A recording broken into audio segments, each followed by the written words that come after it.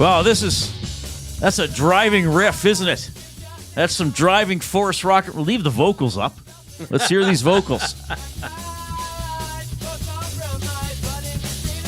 What sort of vocal training did you get for your singing, Jay? Growing up in a church. Not bad. That's your What answer, song is this? Alex? Is this a North Shore song or a Brody song? That would be a North Shore song. Yeah, what was the title of that song? I don't have the foggiest. Oh, that's a good title for a Great song. title, isn't it? Yeah. That would be a good song. That'd be a good song for an album.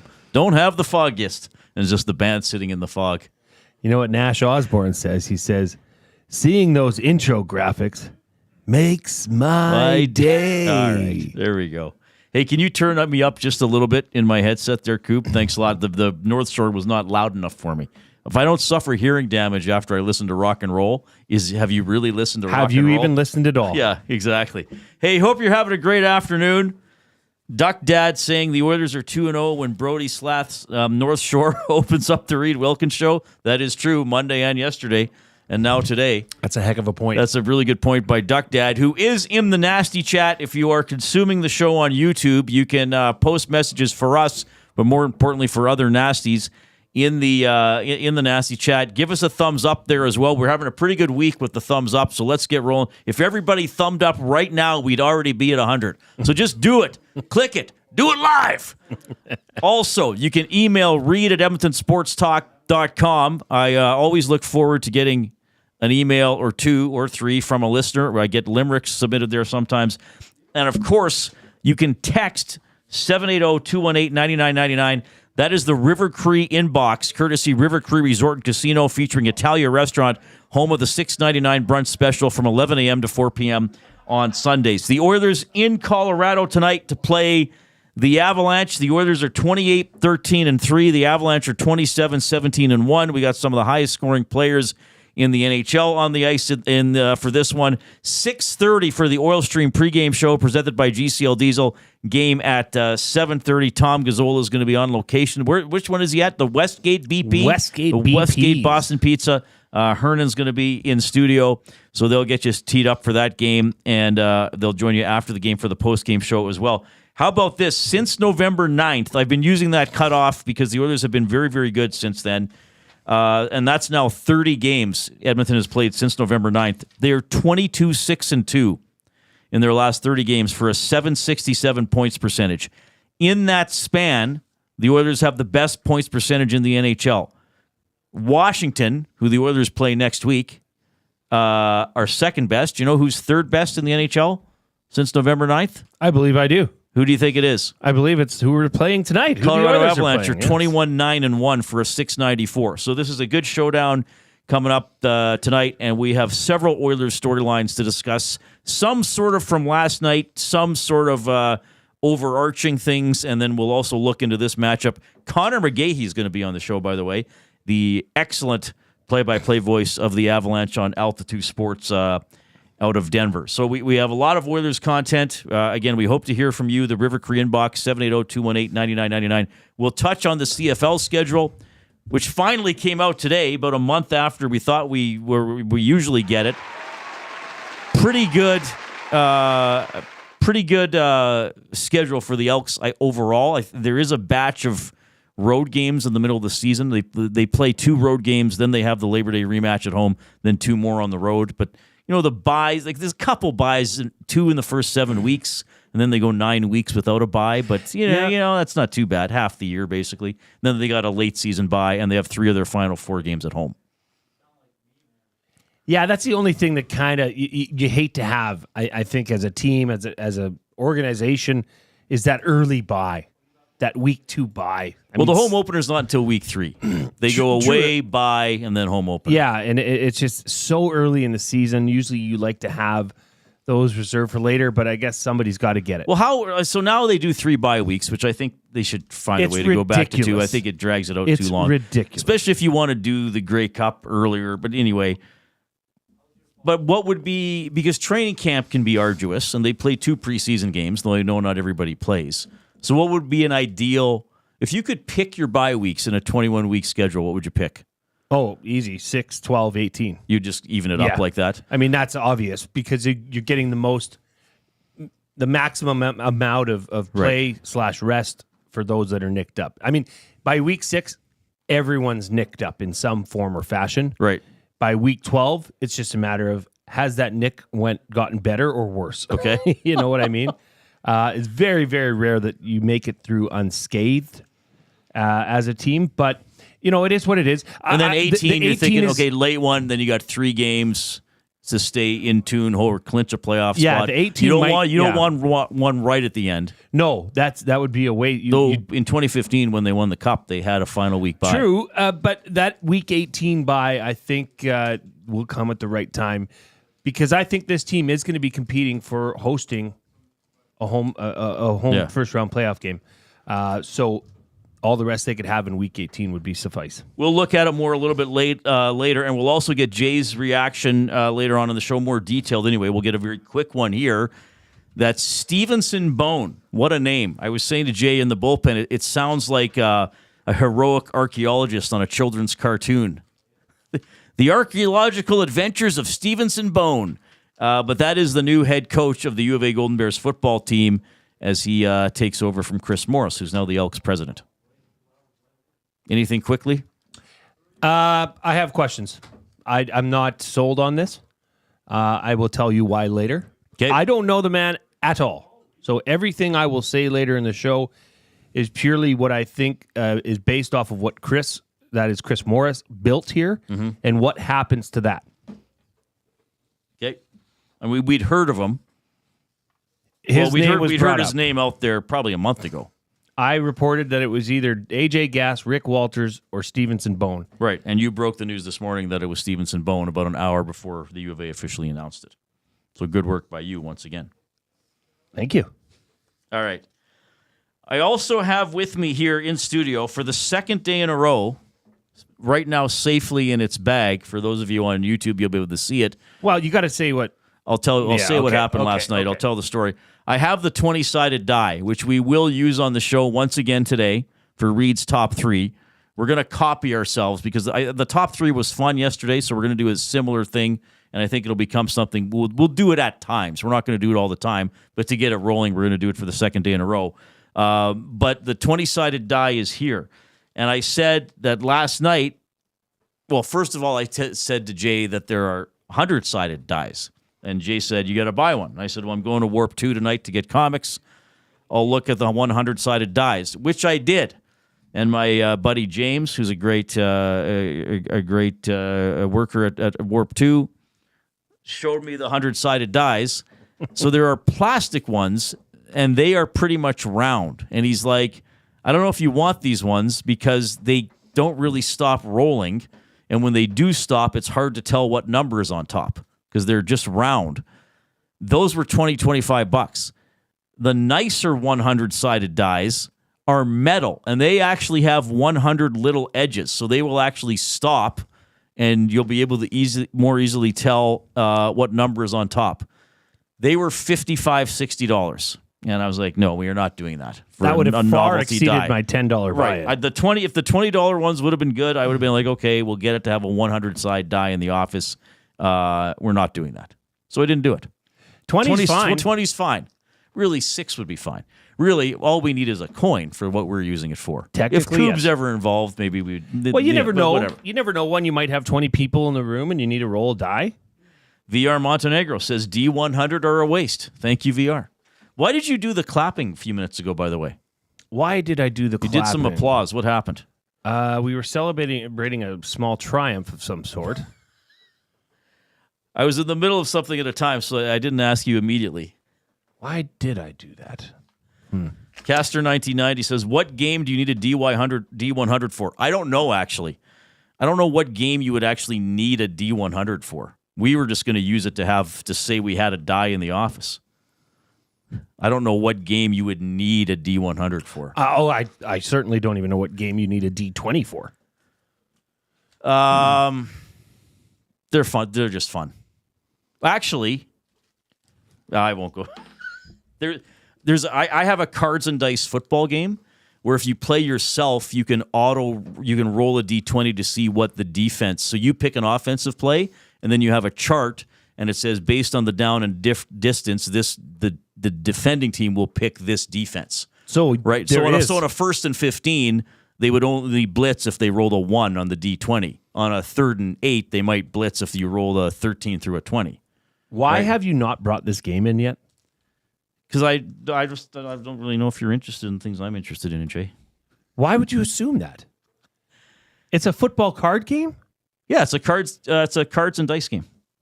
I can bring it in. Bring it in tomorrow. I don't know if you would like it. There's a lot of looking up things on charts. I love that. Okay. I'll try to remember to bring it in. That's what they used to call me in high school, old Chartsy. Chart boy. Hey, where's Chart boy? Hey, Chartsy. He's looking up something on a chart. All right. And yes, Kelvin is correct. You can use them. Like, you should be able to say to your phone. You turned people's TVs off last time. Yeah, it won't happen again. Okay, Google, roll a D100. Coop's phone. Is my phone going to do it? No. Oh, it can only roll a dice with 3. Okay, my cell phone just said I can only roll dice with 3 to 20 sides. Why would there be a limit on a virtual die? Why is there a limitation on your phone? On a virtual. Okay, well, I guess you do this then. Give me a random number between 1 and 100. And then it rolls a die and gives me a 5. Anyway, that's what happened with the D100. Lou Dort says, or the Lou Dort report says, I thought the applause was for my correct mystery athlete guess, as he's already in with Lou he's Dort. already guessing an athlete. And Rob from the Grove figured it out. The applause was for the CFL schedule coming out. Oh, that's why we had the virtual applause, which is awesome. Well, when the CFL schedule comes out, you know what it does? It makes my day. They want me to do it live. Yeah. Did we cut out the Tom Dunn? Did anybody cut that for me? No. I could do it. So Dustin wants a soundbite, and it's available 4,000 times a day. No, this is not on you. Oh, okay. This is on everybody else. Phew. So no, I didn't tell you about it, Coop. I am the producer. I'm of joking. said show, It's fine. though, right? No. But the way Tom said Dungeons and Dragons in that video yesterday, I found quite funny. By the way, our basketball hoop is broken. Oh. If people have been following Instagram and a little bit on Twitter and stuff, Yeah. Jay and I have been doing these show promos with a shot, and it's been me doing a dunk, and we're trying to come up with new things so we don't bore people. So Josh Clausen was here today, and I said, can I dunk on you for the show promo? So he said, what do you want me to do? I said, well, just pretend you're doing a weather forecast and say the word rain, and then I'll come in and dunk and say something about it raining. Josh blocked the dunk and knocked me a little bit off balance, and I hit the hoop in such a way that it tore out of the wall. You know, Reid, I just got to say, I was 2 minutes away from the studio at that point. This is what happens when I'm not here to produce and oversee. Supervise. Yeah, we need your supervision. Gosh. So the hoop has to get a little bit, needs to get remounted, I guess. Continue to give us that thumbs up on YouTube if you're checking out the show. Really appreciate that you are. It's an Oilers game day, so we have our mystery athlete of the game presented by Hudson's Canada's Pub. You're invited down tonight for the Oilers game. Also, join them Fridays and Saturdays from 9 p.m. for the late night happy hour specials. Food starting at $4, drinks from $3.75. Book your reservation now at hudsonscanadaspub.com. So every Oilers game day on weekdays when we have a show, we have a mystery athlete. I give a clue 5 times if we need all of them throughout the course of the show. You text in your guess, to the River Cree inbox, 780-218-9999. And whoever wins gets the $25 GC to River Cree Resort and Casino. 3 guesses per person. Okay. After 3 guesses, Jay stops. He can see your phone number. So you can't just spam with every possible athlete in the world. All right. The first clue today is 40. Okay. The first clue is 40. The number 40. That's the first clue. Jay's putting it in the nasty chat. Matt Hyman wants to know who the athlete was yesterday. It was Florence Griffith Joyner. So there's another hint for today. It's not her. It's not the same person 2 days in a row. But the first clue today is 40. There's no rhyme or reason to these. Sometimes they relate to something timely or in the news or a team the Oilers are playing. Sometimes it's just somebody we pick, so you can't really go off the Oilers game necessarily. The first number is 40. Reid, I must say, in preparing for today's show, We both forgot something. Mostly me. I got one, don't worry. I think we're going to stretch people's minds today. Oh, This is a thoughtful show. It's going to require thought and audience participation. There's going to be a lot of discussion, shall we say, right? Topics from last night. Oh, there's going to be a lot of topics moving forward. We planned a lot, except for the off-topic topic. Very Oilers-centric show. What's your off-topic topic? Okay, my off-topic topic, and this is actually a good one, and I don't know if we'll get a lot of replies, but I think we will get a few replies, and I think they will be very meaty and meaningful replies, okay? So since we were talking about rolling dice and a game that I specifically have used a D24 in the past, the off-topic topic is presented by William Huff. Since 1952, William Huff has provided industry-leading advertising solutions for thousands of valued clients. Their unparalleled customer service, combined with decades of industry expertise and a desire to make every job the very best it can be, is what they call the William Huff Advantage. Visit their website at williamhuff.com or give them a shout at 780-454-4536.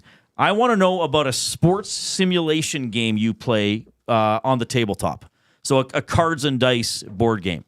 So a famous company, and I actually have not played any of these, Stratomatic, if I ring any bells. When I first got into this as something I did as fun, I played games by a company called APBA, A-P-B-A. I have now settled on my company of choice for baseball as being Replay Baseball, replaybb.com. The football game I'm talking about is through a website called Play Games, Plaay.com, play with two A's. They have a good football game called Second Season. They have a CFL game called Cold Snap. So it's cards and dice. You have real teams and real seasons, and you can replay certain games, the whole season, a fantasy schedule, whatever you want. So I want to know, what cards and dice sports games do you play or have you played in the past? This is not a widespread hobby. It's niche, but there's no way that people listening to a sports show that we're going to have zero feedback on this. Okay? Or if you know somebody and you're like, holy crap, I think Uncle Timmy plays a little Stratomatic. We got to get him to write Reid. So toss it in. These games, like football. Which website are you on? Or say Replay Games Baseball. Yeah. Okay? Yeah. So there's charts, and you roll the dice to find what your outcome of your at-bat? Or? Yeah. So I think with the Replay Baseball, the pitcher has a card and the batter has a card, and it tells you I think they're both 6x6, so it tells you what column and row to look in, and then you add those numbers together, and then you go to the chart for bases empty, runners on first and second, bases loaded, and it says, okay, it's a ground ball to the short, it's an out. Or it's a ground ball to short, tough play, roll against the shortstop's defensive rating. If it's within his defensive rating, he makes the play. If not, it's an out. It's so much fun. But it's incredibly niche, and it's one of these very sort of, nerdy, somewhat peculiar things that I do. I want to see this football one. Okay. I'm going to be probably really surprised at how many people write in about this, because I certainly have never heard of any of this. Does Blood Bowl count, Reid? I will count Blood Bowl, yes. That comes in from Raider Jesse. I know about Blood Bowl. I don't really know how it works, but I will count Blood Bowl. Okay. A lot of guesses coming in already for 40. Anyone correct? No. Okay, we'll just leave it at that. N-O, no. If you have guessed for the Hudson's Canada's Pub Mystery Athlete of the Game, you are wrong. We'll try to give the clues more regularly than yesterday. Speaking of forgetting things, we gave a couple early and then didn't. Status Pro Baseball from Rarely Comments in the Nasty Chat. I haven't heard of that one. Tell me more about that one. Fish Tank says, is there strategy? Yes, there is strategy, but you're also dealing with the attributes of real players, right? So if you're replaying the 1987 NHL season, the Oilers should beat who was bad in 87, probably Toronto.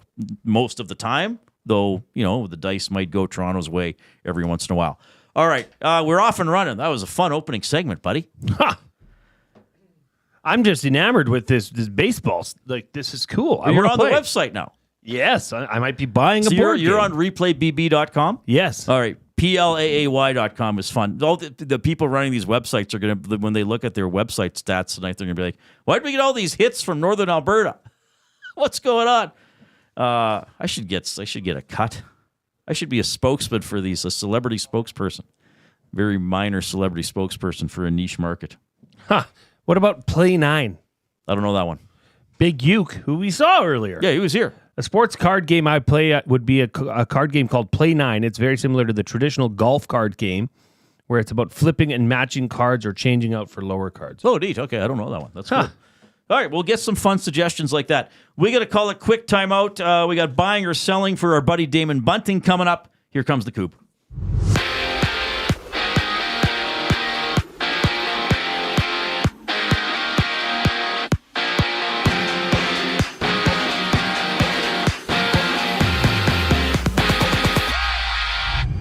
We see the Oilers hit the ice with the Avalanche as they seek 4 straight wins, and you can catch the the GCL Diesel Oil Stream pregame show with Tom Gazzola live on location at Boston Pizza Westgate as him and Hernan Salas tee up the game. Tune in at 6:30 right here on EST. Elsewhere, the Flames play the Blues. The Rangers battle the Hockey Club while the Devils match up against the Leafs, seeing John Tavares out week to week with a lower body injury, while for the Penguins, Tristan Jarry has cleared waivers. And next year's CFL schedule has been released, having the Elks play their first game June 7th against the Lions, while their home opener will be on June 19th as they host the Alouettes. In Toronto, linebacker Cameron Judge has been signed through the 2026 season, while on the court, the Clippers face the Trailblazers. Suns and Wizards meet before Houston visits Sacramento. And in baseball, Hall of Fame Brewers announcer Bob Uecker has passed at the age of 90. This sports update is brought to you by Sit and Sleep. Transform your home at a fraction of the cost during Sit and Sleep's winter clearance event. For massive discounts on major sleep brands to unbeatable deals on Canadian-made custom furniture, Sit and Sleep's winter clearance event is a can't miss. Plus, enjoy free local white glove delivery and special financing offers to help you bring home the best. Visit Sit and Sleep today in South Edmonton Common next to Planet Fitness. The Reid Wilkins Show returns on the other side of the break. I'm Zachary Kubish, and that was your sports update. GCL Diesel has been serving oil country since 1972. From diesel cars to SUVs to pickups. From farm tractors to school buses to a big rig. From diesel generators to forklifts, GCL can test, troubleshoot, and repair all diesel fuel system components. Whether it's injectors, pumps, turbos, filters, or additive, GCL has the parts you need to keep your diesel running the way it should. For genuine diesel parts at wholesale prices, visit GCL Diesel in the West End or online at GCLDiesel.com. GCL Diesel. Diesel understood. Fuge Sausages makes their meat with nothing but the best local ingredients. From chicken, beef, and pork, their gluten-free sausages are packed with flavor. Every single bite. Get a 10% discount when mentioning Edmonton Sports Talk in-store or use the code EST when shopping online at fugesausages.ca. Plus, you get free delivery on orders of $100 or more. Find them at 6736 99th Street. Fuge Sausages. You can't beat our meat. Hey Edmonton, ready to take advantage of lower rates and better pricing? South Fort Chevrolet in Fort Saskatchewan has you covered. From rugged trucks to sleek SUVs. And with over 40 years in business, you can trust that you're getting the best deal on your new ride. As the proud title sponsor of the Nielsen Show, EST listeners can drive a little to save a lot with South Fort Chevrolet's transparent pricing and down-to-earth sales team. Visit us today in Fort Saskatchewan or online at southfortchev.com. The grand opening sale at Sit and Sleep is almost over. This is your last chance to take advantage of the special introductory sale prices on all mattresses. Stop in today for a free pressure point scan using cutting-edge technology so sleepologists can identify the perfect mattress for you. Right now, get free local delivery on any mattress over $7.99 and receive a free bamboo cooling mattress protector. Enjoy grand opening savings with every mattress on sale. Join us on location today for the final celebrations at Sit and Sleep in South Common next to Planet Fitness. Don't miss out. The grand opening sale ends soon.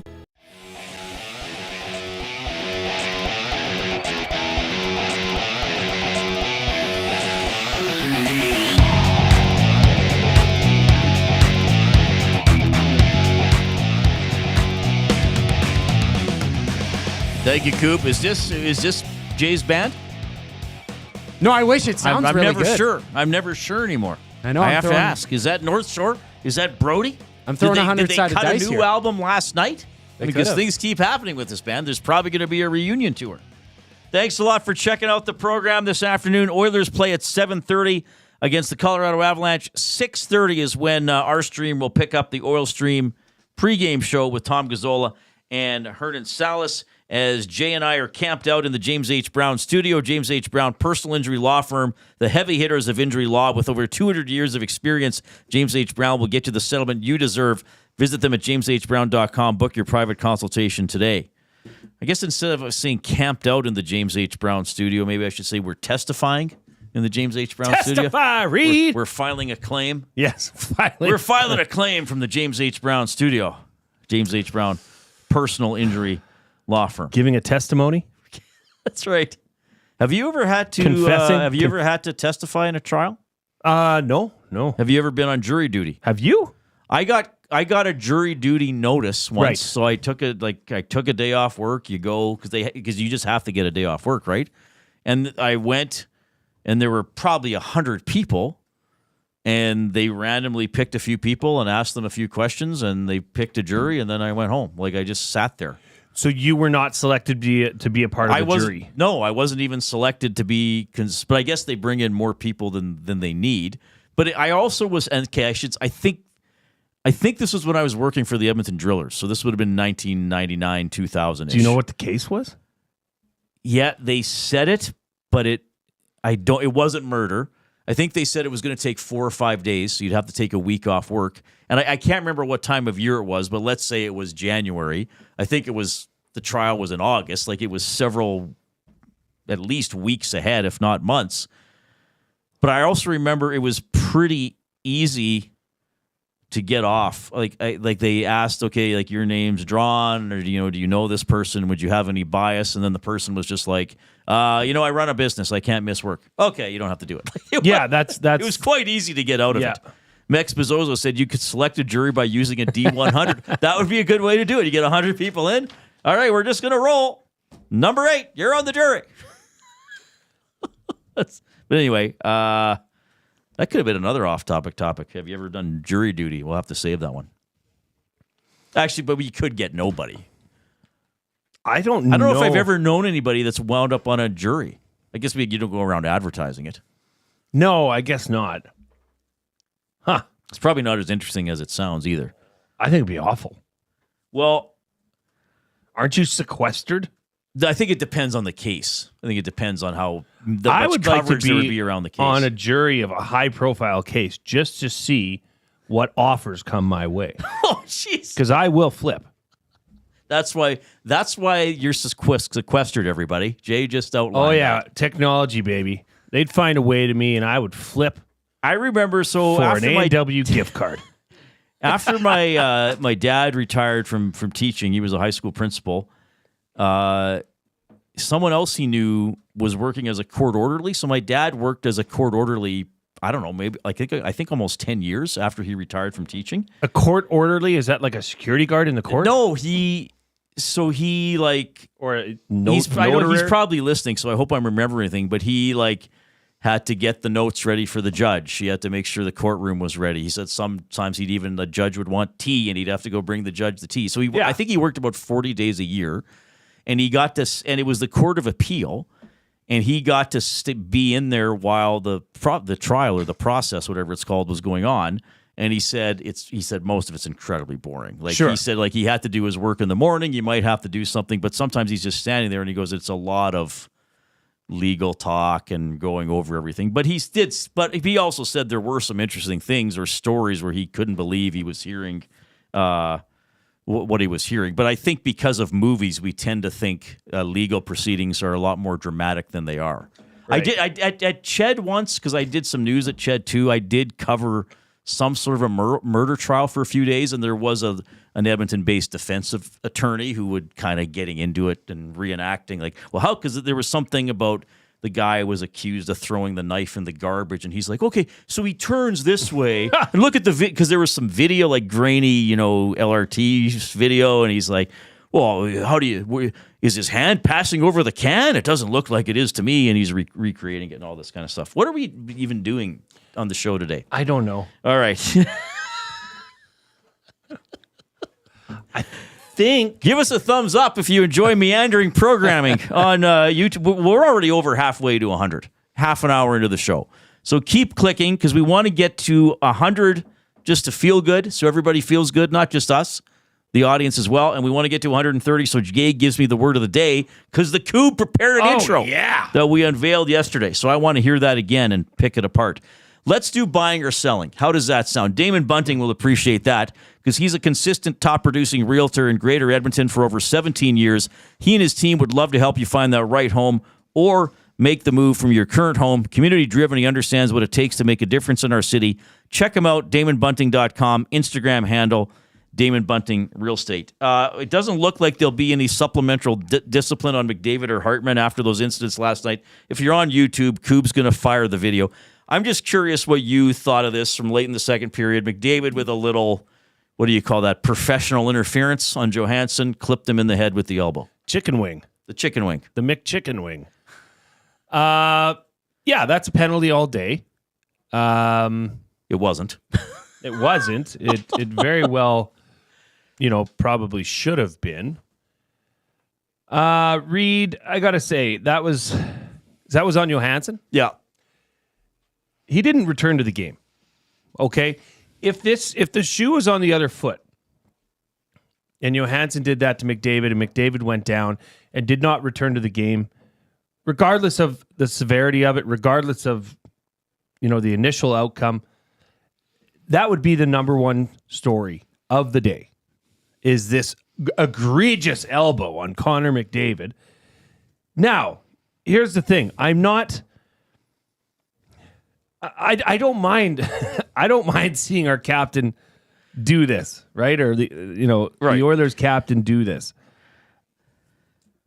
I think it's refreshing, to be honest, that somebody of that caliber can say, okay, well, I'm just going to do the same thing that's happened to me, or it happened several times where you're in my space and my elbow just happens to be at the right spot, and boom. I don't mind that, but let me be clear. If the shoe was on the other foot, this would be a huge story, and Oilers fans would be through the roof. Yeah, about how dirty it is, how they don't protect the stars of the game. Well, there's a star of the game delivering a little bit of payback, and because we all see it. Things happen to Conor that probably could be called 5 times out of 5, but it's 1 out of 5 or 2 out of 5 because he's moving so fast or because he's being Conor. Right. This was just interesting to see on the other side. Initially, what did you think? Like, do you think that could have been a major? I don't know if that could have been a major. It could have, this is what I think. He's trying to commit, what is it called, professional interference. And that happens all the time. It's a form of setting a pick, and you're trying to do it subtly enough that you don't get a penalty. I know that NHL players are very in control of their sticks and their bodies generally. I still don't know if Conor thought, oh, here's a chance for me to hit a guy in the chops. But I think he thought, if I get my elbow out, I'm going to give I think he probably thought he's going to elbow the guy in the shoulder or go elbow to elbow and just hold him up a little bit. And Johansson's face is there, and he hits him in the head. I don't know if Conor McDavid runs around thinking I'm going to elbow guys in the head, But I do think it should have been a penalty. It was interference. I thought maybe last night it would be a fine. Again, it doesn't sound like it's going to be. I don't think they would suspend that because it's not as if he, was delivering a body check and got carried away. You're right. If an Oiler player, especially McDavid or Draisaitl or Nugent Hopkins or the big guys, got hit like that, Oilers fans would be furious, and rightfully so. I understand why Minnesota fans are furious. I can't remember, was it Middleton, the Wild player, that said, I don't care who it is, that should be a penalty.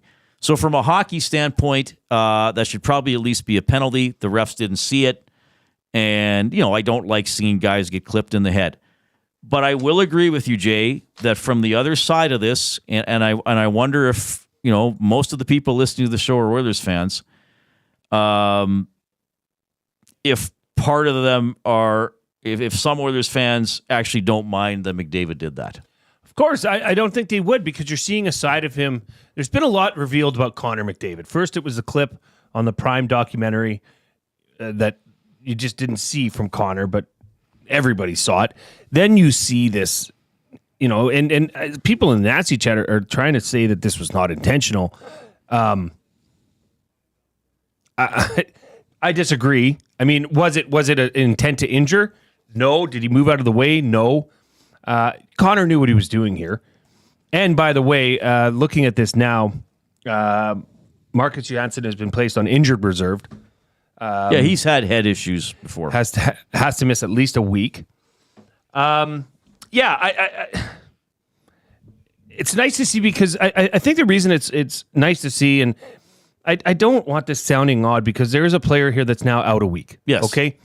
We cannot lose sight of that. But Oilers fans see this happen to Conor a lot. Getting hacked, getting sticked, getting hooked, getting roughed up because he's simply a better player. And he's not getting those calls. So I think there is a bit of retribution here, if you can use that word, for Oilers fans. What do you think? I think that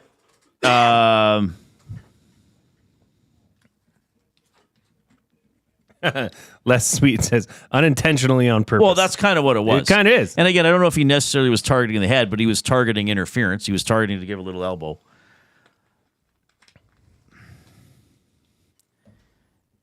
See, here's the thing. When it's an elbow to the head, that's not great. But I've often praised, like I've said Draisaitl can be a kind of dirty player. He will do stuff with his stick. He'll give a guy a cross check. He'll try to get a guy off his back or whatever. And I do here's what I'm going to say, because there's a lot of talk about, well, we need, don't touch, guys got to jump in. You got to defend McDavid. You got to defend Draisaitl. I also think that the star players see themselves as hockey players, and they have to make space for themselves. And I don't think McDavid wanted to hurt the guy, but if he makes players on other teams conscious of his elbows, is that a bad thing? Absolutely not. From a purely not. Oilers perspective. Absolutely not. I admit that's from a purely Edmonton fan base perspective. Well, the dog's got a little bark. What do you want? I mean, it's never a bad thing being aggressive. Even if he took a penalty, Reid, would anybody be up in arms about Conor McDavid taking a penalty? Different era, but Rob Brown had a coach that said you get one free major a year. No, he said you got to protect yourself. You got to stick a guy. You got to elbow a guy in the head. You got to jump a guy, and you're the only one that gets the penalty. He told his players, I give you each one free major a year. Just to remind the other team, get off my back. I might snap. Interesting. It's not pretty. I'm not saying McDavid did a great thing. Like I don't like that play, the head contact, and like Johansson's hurt obviously. But bigger picture, and McDavid's not the first star player to do something a little cheesy or a little rough. I mean, remember when Jamie Benn a couple of years ago knocked Hyman's a stick out of his hand, and then when Hyman went to pick it up, he started shoving Hyman's head into the ice? Yeah. I mean, guys do stuff. Yeah. Yes, they do. And Katie makes a good point, because the league has not suspended or sent out a fine, and that usually would have happened by now, right? So I would think so by now. I haven't in seen the eyes of the anything, league, they're obviously thinking that this is something that was not on purpose. Because if they did, I would imagine there would be. Or maybe they're just wanting to run the other way from this instead of having to fine one of their, a star of their league. When and Matt Hyman says when McDavid was suspended before, it was for an open ice body check. I believe it was against the Islanders, and it was several seasons ago. It was for the pandemic. So, yeah. More on McDavid. We'll shift discussion to his greatness and his line mates as we move along this afternoon. One of my buddies, Conor McGehey, Avalanche play-by-play voice, coming up. Give us the thumbs up on YouTube, folks.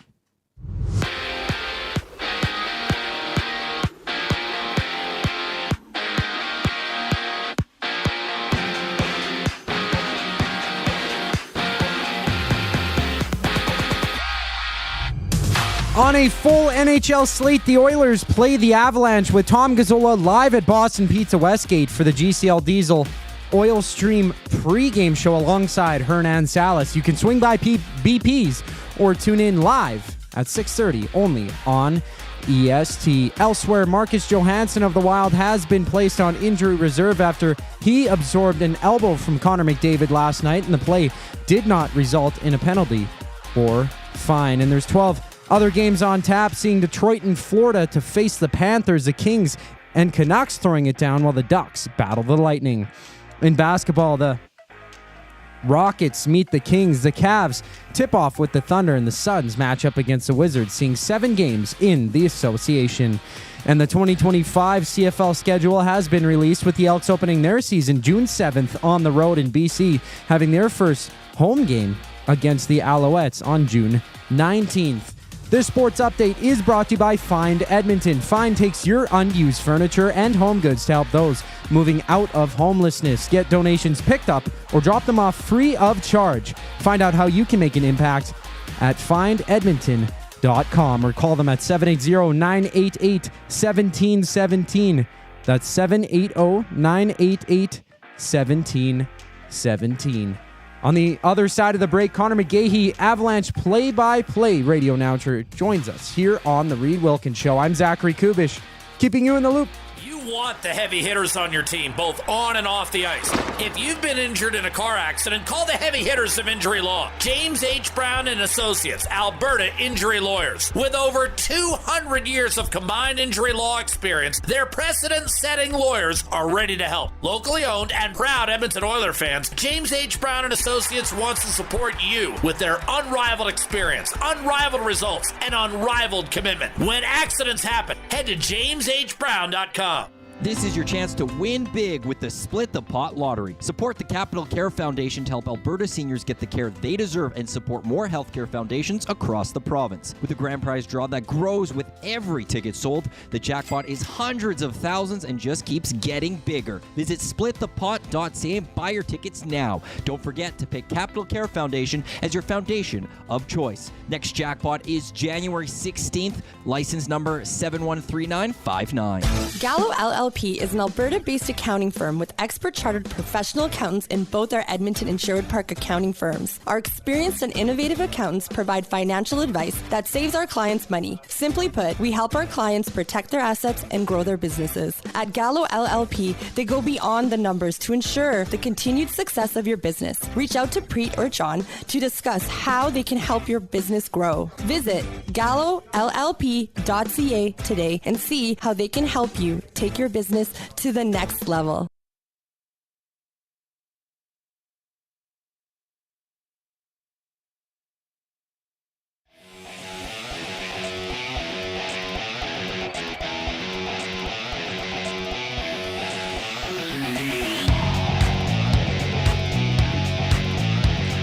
All right.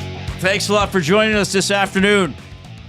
Portions of this hour presented by Canadian Brewhouse. The NHL lives at Canadian Brewhouse. Every Oilers game day, get $1 off tankers of Molson Canadian and Coors Light. You can win game tickets and 2 tickets to a surf and turf dinner at the end of the season. Full details at the CanadianBrewhouse.com.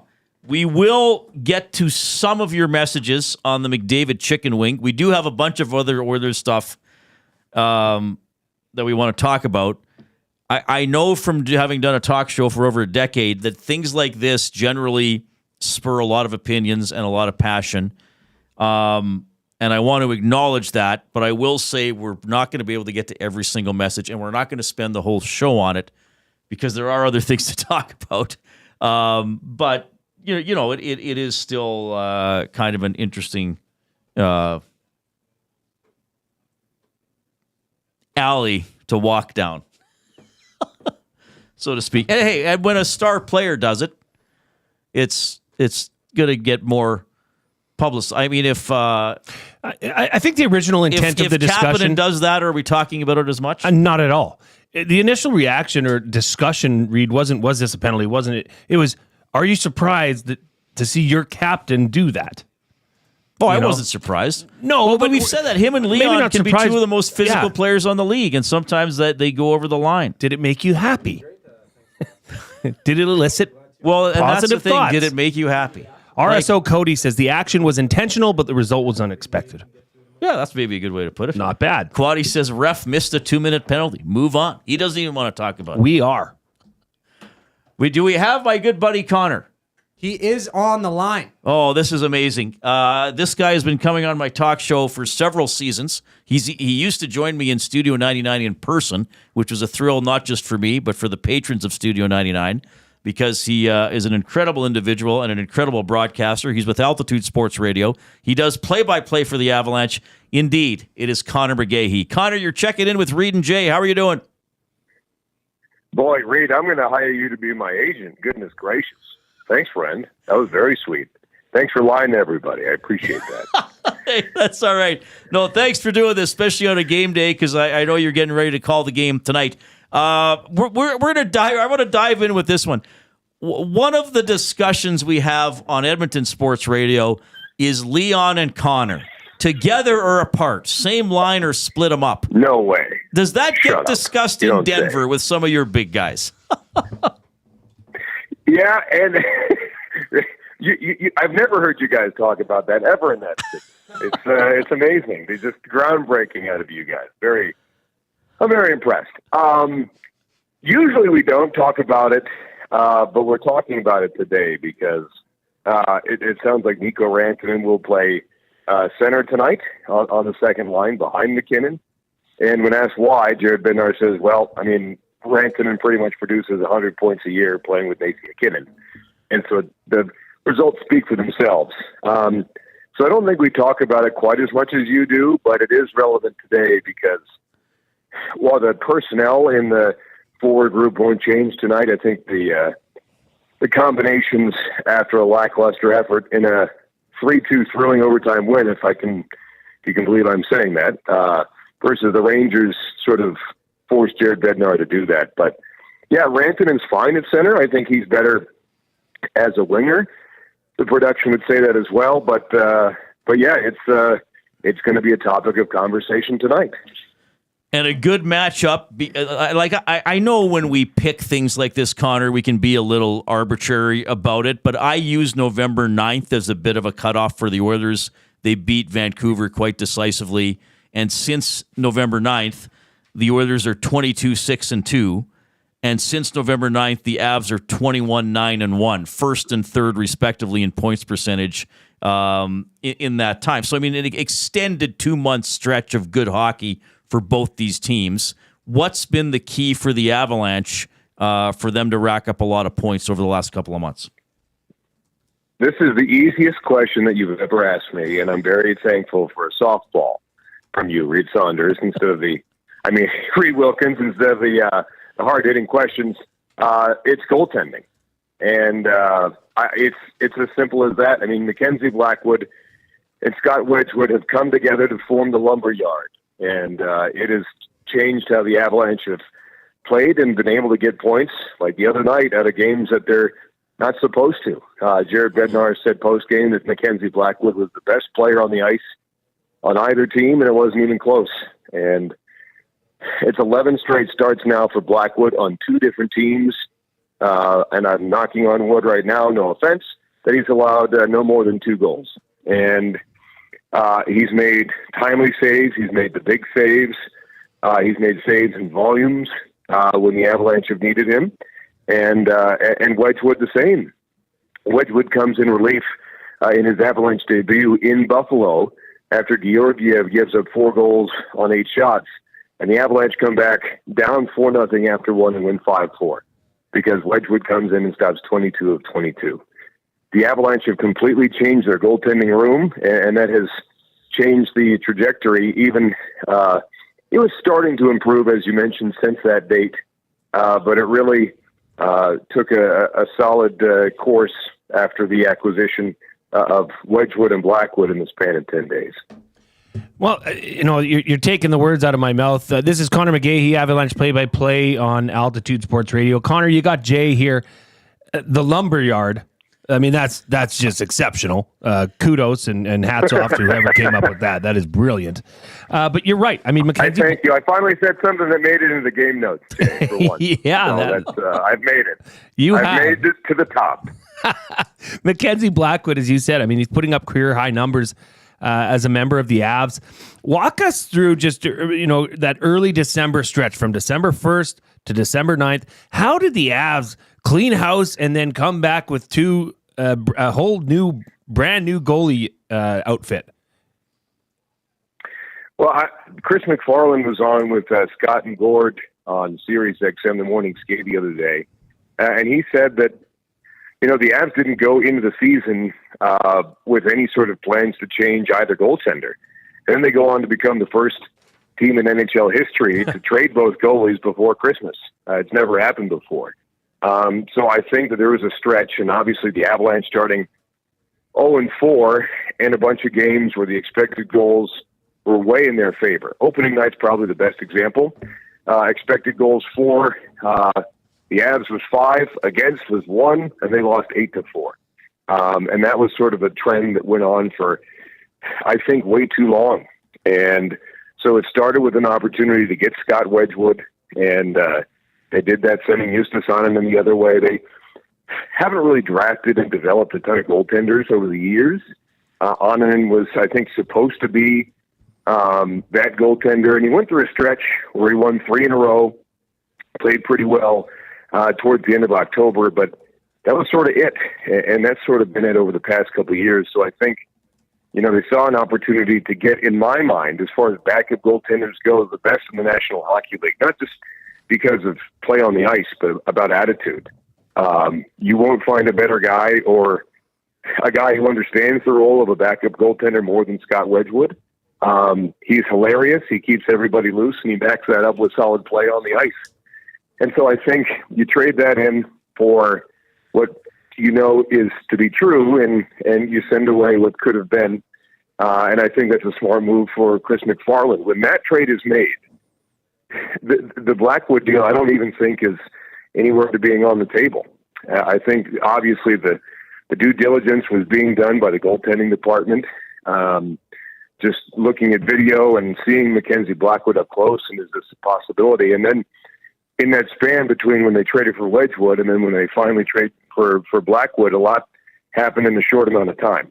So they're not only able to trade and get Blackwood, and what I view as a major steal for the Avalanche, but then they signed him to a 5-year extension, which is sort of a departure from how the Avalanche have viewed goaltenders in the past 4 or 5 years, doing short-term deals and trying to see what happens as they go along. But I think there's been enough uncertainty, especially since winning the Cup in 2022, that if you find your guy, I think Blackwood is the guy, then you lock him up at a pretty decent price at 5 years and $5.5 million. So a lot happened in a short amount of time, and it like I said, changed, I think, how the Avalanche view the middle portion and the latter stages of the season as well. Well, and credit is due where it is to the organization for seeing an asset that you could see was almost stolen and locking that asset up for a long term. So kudos there. Okay, McKinnon, Draisaitl, McDavid, Rantanen, 4 of the top 5 scorers in the NHL are playing tonight. Okay, Connor, it's just me, you, and Reid here. Okay, it's just the 3 of us. There's nobody else listening. I just want your complete honesty here. Do you get a little amped up calling games like these? I do, because, and Jack Michaels and I were talking about this morning, is that it's a shame that there hasn't been more playoff series between these two teams in this window. And if you go back to the old playoff format, 1 versus 8, if playoffs started today, guess who'd play in the first round? Oilers and Avs, with Edmonton with home ice advantage.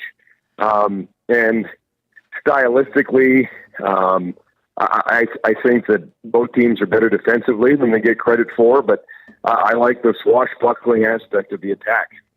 And I think the Avs have played too many teams lately who have wanted to travel in time back to the 1990s and the New Jersey Devils and neutral zone trap and sacking 4 guys on the blue line and kill all sorts of energy in the game looking at you, Winnipeg Jets. And it's nice and refreshing to have a team that you can run and gun with a little bit. And I hope that the expectation meets reality. And these are the games when you have, and to me, the biggest superstars in the league. I mean, you can tout others around the NHL, but for me, give me McCarr, McKinnon, Rantanen, Bouchard, McDavid, and Leon Draisaitl each and every day. That's what modern-day NHL hockey is, and it's going to be a blast to watch it live in person tonight. Connor, you're welcome on this show whenever you want. Like, I know I ask you, but if you ever just want to phone in or text me and say, hey, Reid, I want to be on a talk show, let me know, and we'll throw you on. And I love talking to you. You're one of the nicest guys in the league. You and Cam Moon are in the booth today. It's going to be like the 2 nicest radio guys in the NHL up there calling this game. Have fun tonight. Cam has me out nice, that's for sure. Cam has out nice me, and him and it's because it's an ESPN game tonight. Mark Rycroft is going to come over and join me, and Cam Moon and Mark Rycroft were together with the Nanaimo Clippers back in the BCHL back in the day. So those two will be yucking it up as well. So I'll probably not get a word in tonight between Riker and Cam Moon. That's awesome. Thanks so much, Connor. We'll talk to you soon. Call anytime, fellas. See ya. Conor McGehey, play-by-play voice for the Colorado Avalanche on Altitude Sports Radio. Yeah, I've got to know him over the years, and obviously the playoff series, when was that, 2022, when the Oilers went to the West Final, so saw him a little more often then. A Bootsky 05 in the Nasty Chat. McGehey stands out among NHL radio play-by-play broadcasters in a good/somewhat unique way. Nothing wrong with being unique. Absolutely not. And he's got a great voice. What a voice. I mean, we had him on. He was one of the guys that came on first couple of weeks when the show launched. And I was like, Jay, you're going to like this guy's voice. And then he was on, and you were like, wow. It's a voice from heaven. You understated how good that guy's voice is. And I was like, I know, it's hard to describe. No, Great to hear from him. He's awesome. It is a good matchup. And I think, as I often say, Jay, and I think you're like this too. Like we analyze the Oilers, we dive deep, we look at every little second and detail of the game, but sometimes we just got to step back and say, hey, it's fun to watch sports. And this, I mean, if this one's 5-4 tonight, 6-5, I'm like, so be it. if the talent's on display. You're watching the greatest players in the game. Go head to head. Enjoy it. And I also want to say, yeah, Conor McGehey today. Yeah. Part of Voices of the Game. A brand new segment we got, thanks to Windsor Plywood Leduc, locally owned and operated since 1993. More than just plywood. We offer everything from doors and flooring to decking, fencing, and custom millwork. With a huge selection of hardwoods and knowledgeable staff, we're here for all your DIY needs. Windsor Plywood Leduc, the experts you need to know. We are just shy of 4 o'clock. We will get to some of your messages via the River Cree inbox, 780-218-9999, via the Nasty Chat on YouTube. Continue to pound away at that thumbs up button if you're on YouTube, as we quickly are approaching 100. And here comes clue number 2. I'm not going to forget till right at the end of the show today, Jay. Hudson's Canada's Pub Mystery Athlete of the Game. The second clue is comeback. Okay, so the first clue was 40. The second clue is comeback. We got a break, and then we got the Coop, and then more of the Reid Wilkins Show with Jay Milne. Get to know the winners, props, plays, parlays, and more with Nielsen and Hustler. Weekday mornings at 11 on The Lock Shop. Only on EdmontonSportsTalk.com. How do you beat those winter blues? How about a double shot of classic rock? River Cree Resort and Casino and K97 proudly present Helix. And and Sweet. February 28th, live in the venue.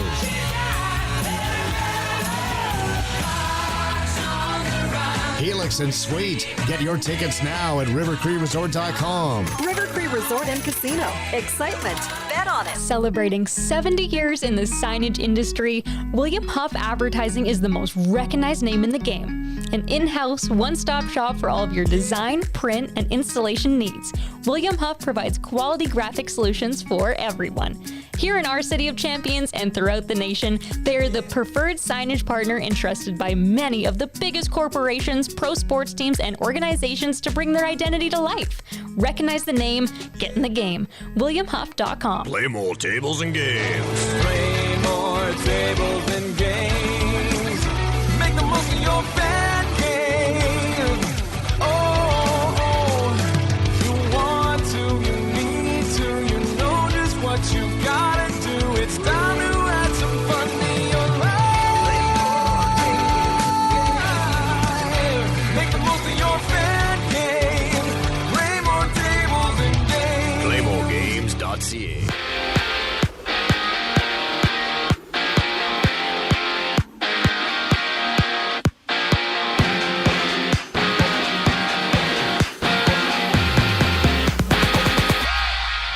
There's 13 games in the NHL, seeing Edmonton on a back-to-back in Colorado for the second of 3 games on the road. And you can join Tom Gazzola and Hernan Salas as they get you set for the action during the GCL Diesel Oil Stream pregame show, which goes live on location at Boston Pizza Westgate. You can check that one out on EST at 6:30. In Minnesota, Marcus Johansson hits the injured reserve as he took an elbow from Conor McDavid last night, and the play did not result in a penalty or a fine. And there's 5 games just about to get underway, seeing the Devils matching up against the Maple Leafs as they play without John Tavares on a week-to-week basis as he sits out due to a lower body injury. And the Cavs also face the Sens, and the Ducks battle the Lightning.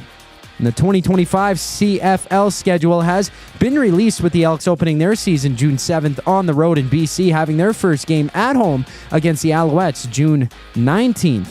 In just a moment, the Pacers and Kings go at it, while the Suns throw down with the Wizards on a 7-game NBA slate. I'm Zachary Kubish, and that was your sports update. Hour 2 of the Reid Wilkins Show starts right now.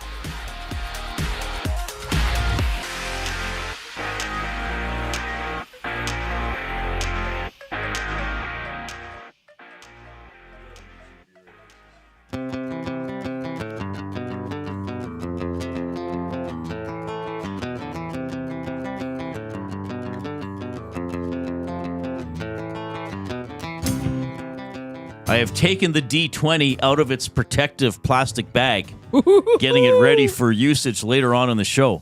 Very exciting.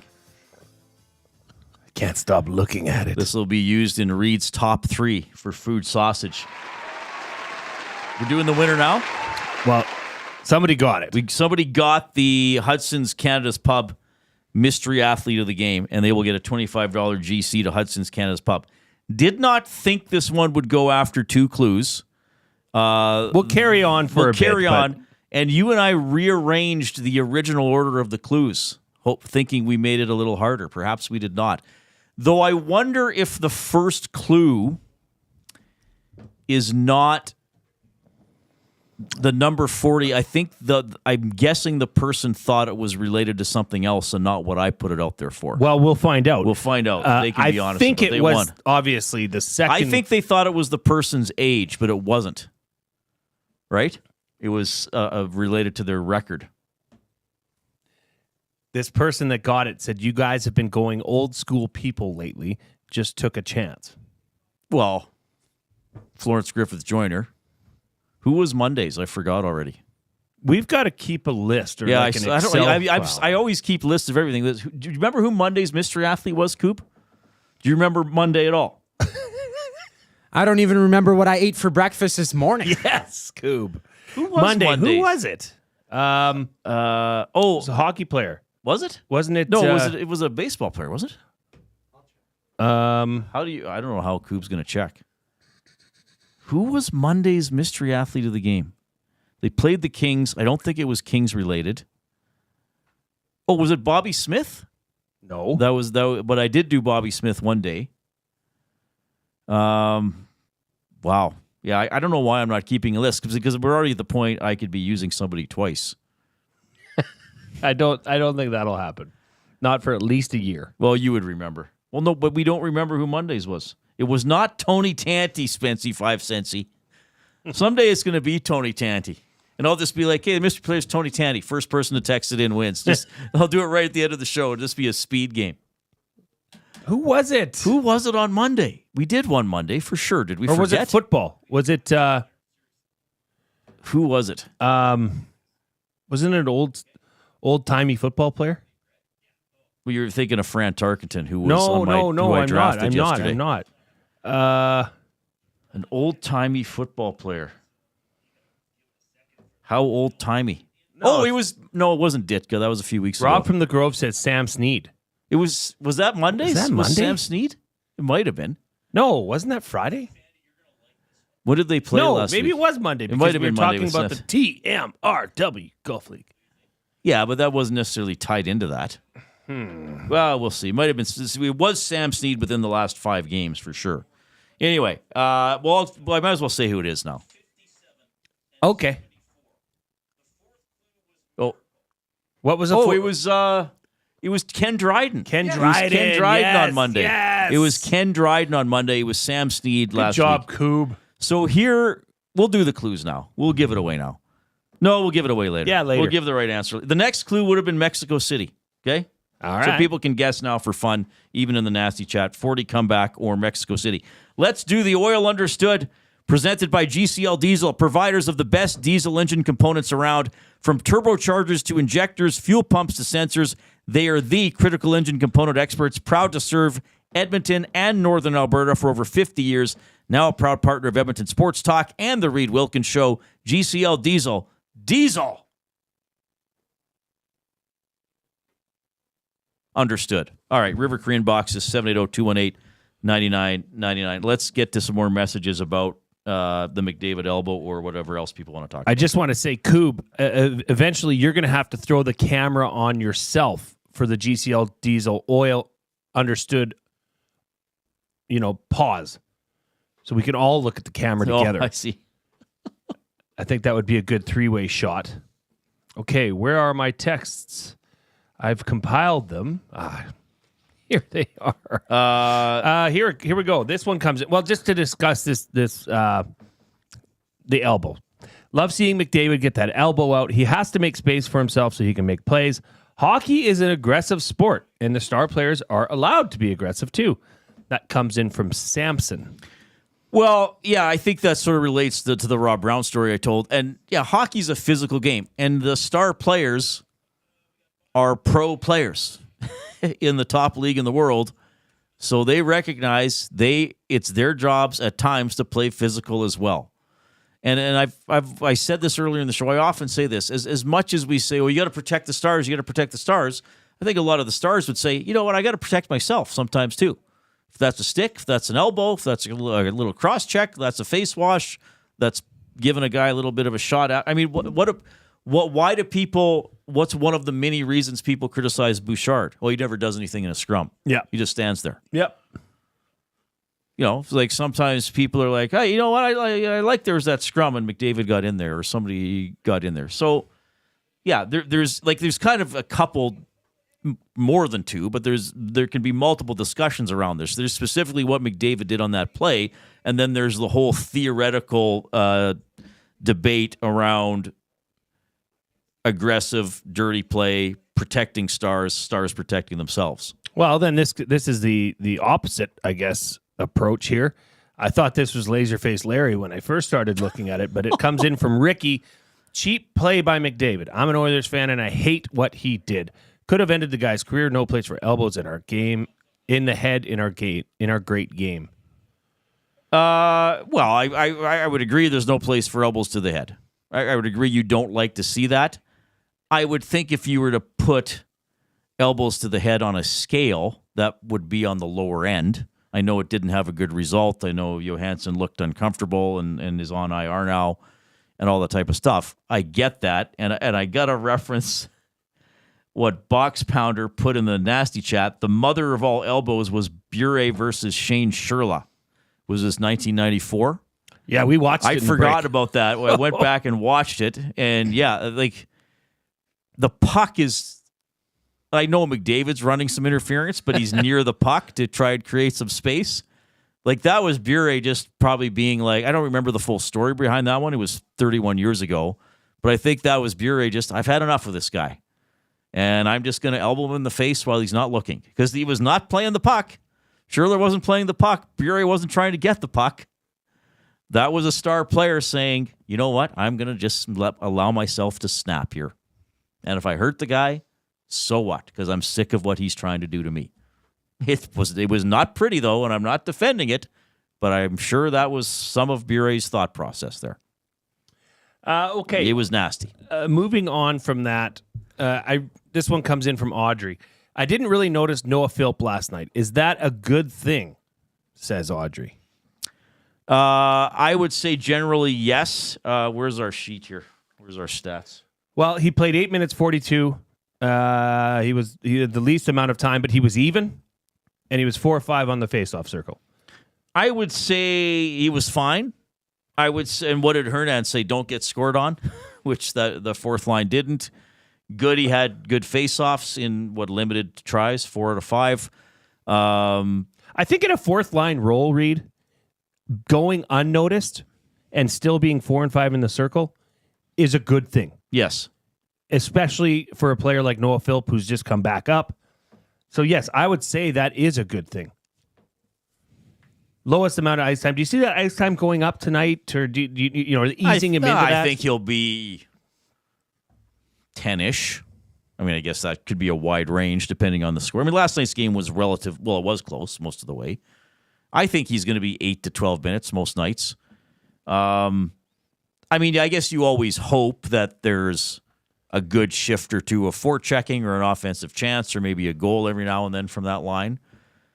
But I didn't think he looked out of place. I didn't think he made a massive mistake at any point. So, yeah, I think probably that's fair from Audrey, that not really noticing Philp too much is a good night, especially up from the farm and getting thrown into a game. And, and let's face it, a game in which the Oilers were down 2-0 relatively early, which sometimes boxes out the depth players from playing a little bit, which wouldn't have been any of Philp's fault. Reid, I'm glad you brought that up. They were down 2-0, then they tied it up. Then they went down 3-2. Yeah. Then they came back and took the game over. That is very promising. They're starting to do that. Leads, a 2-0 lead in Minnesota 2 years ago, the game was over. Finito. Well, they went a long stretch, without winning there. I know, but that shows a lot, especially in Minnesota, where they're 1-6 in their last 7. They won the season series with that win last night for the first time in 7 seasons. Right. But the way they did it, coming back twice, that says a lot about this team right now. I thought last night overall for the Oilers, it wasn't as polished a game as we've seen them play recently, but they have the firepower. McDavid played a great game, got a great goal in the third period. Pickard made some awesome saves. I mean, let's be honest. Whew. The Oilers were guilty of a couple of big gaffes, and then like the 2-0. And then, as Knobloch said after the game too, I mean, you can't expect 0 chances. Other like that, I really like that Boldy, by the way. Yes, me ever too. since I've seen him the last couple of years, he's really blossoming for them. I like the name. What a wicked name, Boldy. Matt Boldy. But yeah, it wasn't. But again, it wasn't a great game by the Oilers, but they still won, and you have to be able to win when you're not on your A game, which I don't think the Oilers were last night. Like, it wasn't as good as LA, it wasn't as good against Boston, probably it wasn't even as good as against Chicago, I didn't think, and they were facing an injury-riddled team, but they still won. They still did enough. Interesting to hear some of Pickard's comments after the game. Essentially, and I'll paraphrase grossly here, but essentially, they knotted it up 3-3, and Pickard said, "We have the guys that are going to keep scoring the goals. Mm-hmm. I need to keep it at 3." Right, which was very good. I mean, 31 saves, outstanding. I mean, the grade A shot chances were grossly outnumbered the Oilers. Yeah. Well, and that's another thing. There's always a lot of discussion about goaltending, and I get it. And I think especially, neither guy was great early in the season, along with most of the team. But I want people to remember that, too, that goalies at some point in the game just have to tell themselves, win the damn game. I don't care what my save percentage is. I'm not negotiating my contract right now. I'm trying to win the game. So when Pickard, when it's 3-2, 3-3, he knows, okay, if I keep it at 3, we probably win. Exactly. Or at least we're going to get into overtime or a shootout. Wasn't that a bit of a Grant Fuhr mentality? Yeah. Right? Where he just has to stop one less than the other. What I mean? Different era. And I think even Pickard referenced that he maybe didn't like the first goal. He gave up as much. But also they let Boldy walk right into the front of the net and shoot on a power play, which wasn't great either. But yeah, that's the thing. I know, with these two goaltenders and Oilers in general, stuff gets picked apart and fans don't like this goal or don't like this goal. But Pickard's thinking, okay, we're down. He's made a couple great saves. The Oilers kind of botch the face-off coverage when it goes right in front of the net. It's 3-2. So he's not thinking, oh my God, I shouldn't have let in that Boldy goal. And I just made a great save. And then, he's thinking, all right, 3-2. Well, I'm going to all I got to do is give my team a chance to win now. And Reid, to think that we're 16 days into January and this team has only lost one game in January.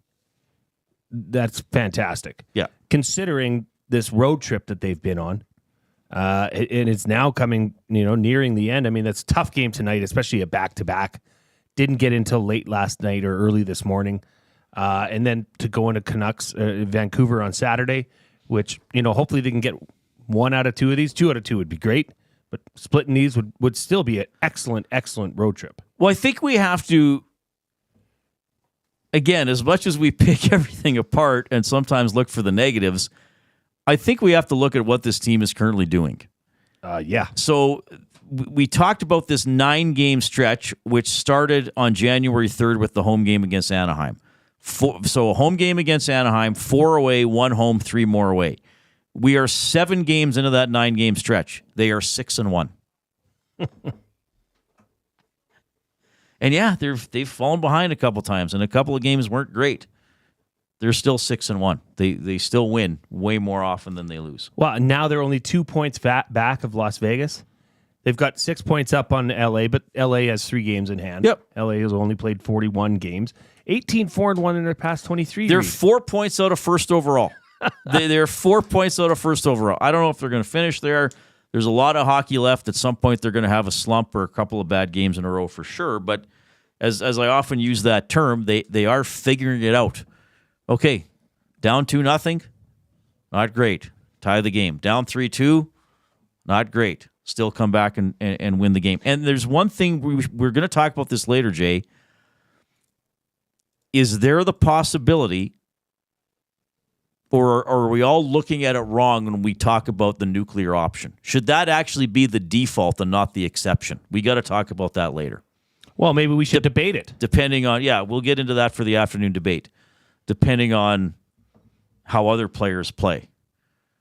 It's a good problem to have. I think it is. I think there's something to dive into there, especially given how another line produced a couple of goals last night. You can always contribute at 780-218-9999. The afternoon inbox presented by River Cree Resort and Casino, home of the Kitchen Restaurant. All you can eat surf and turf for just $59.99 every Friday. That is from 4 to 10 p.m. Reid, we're only 20 away from 100. Click the thumbs up. Click it now.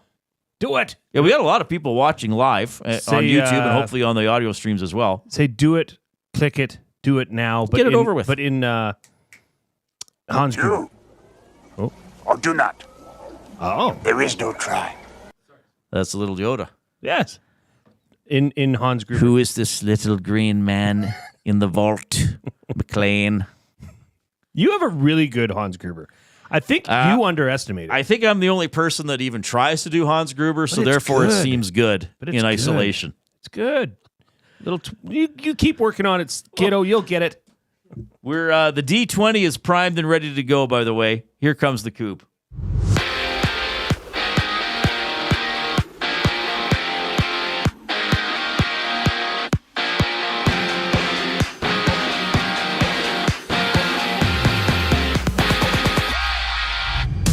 The Oilers are are back in action against the Avalanche as they seek 4 straight wins, and you can catch the GCL Diesel Oil Stream pregame show with Tom Gazzola live on location at Boston Pizza Westgate as him and Hernan Salas tee up the game. You can also tune in right here on EST at 6:30.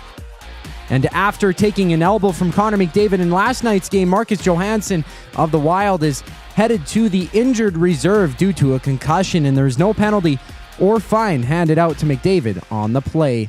Elsewhere, the Flames go at it against the Blues. The Rangers battle the Hockey Club while the Devils match up against the Leafs, seeing John Tavares out week to week with a lower body injury, while for the Penguins, Tristan Jarry has cleared waivers. And in basketball, the Rockets meet the Kings. The Cavs tip off with the Thunder, and the Suns match up against the Wizards, seeing 7 games in the association.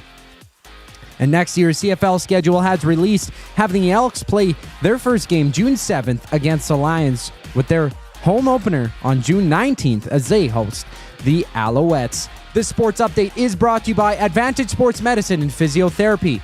Get treated like a pro with their highly skilled crew.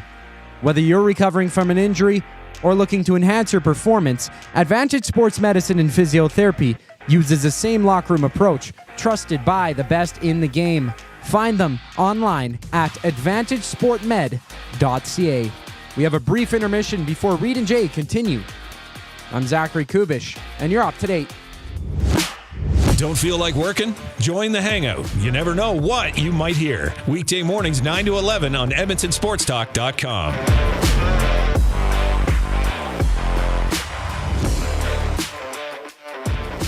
Make a fresh start in the new year with Sentinel Storage. With convenient locations near you, Sentinel Storage is here to help you make space for everything 2024 holds. Sentinel Storage. Shop Canadian, store Canadian. Try 4 weeks free. Visit sentinelstorage.ca. Got some gently used furniture or home goods that need a new home? Find Edmonton is here to help. Every month we furnish over 100 homes to those transitioning out of homelessness, and we need your gently used furniture and home goods. Drop off at 5120 122nd Street or call for free local pickup. Just visit findedmonton.com to learn how your donations can help create a home for someone in need. Plus, shop our thrift store, in-store or online, with proceeds benefit those moving out of homelessness through housing supports. Visit us at findedmonton.com. Find Edmonton, supporting our community one home at a time. The Canadian Ice House is taking your sports experience to a higher level. Trackman golf simulators are now open at the Ice House, an immersive and realistic golfing experience in the heart of downtown Edmonton. Visit in-store or at thecanadianicehouse.com for details. Get to know the winners, props, plays, parlays, and more with Nielsen and Hustler. Weekday mornings at 11 on The Lock Shop, only on EdmontonSportsTalk.com.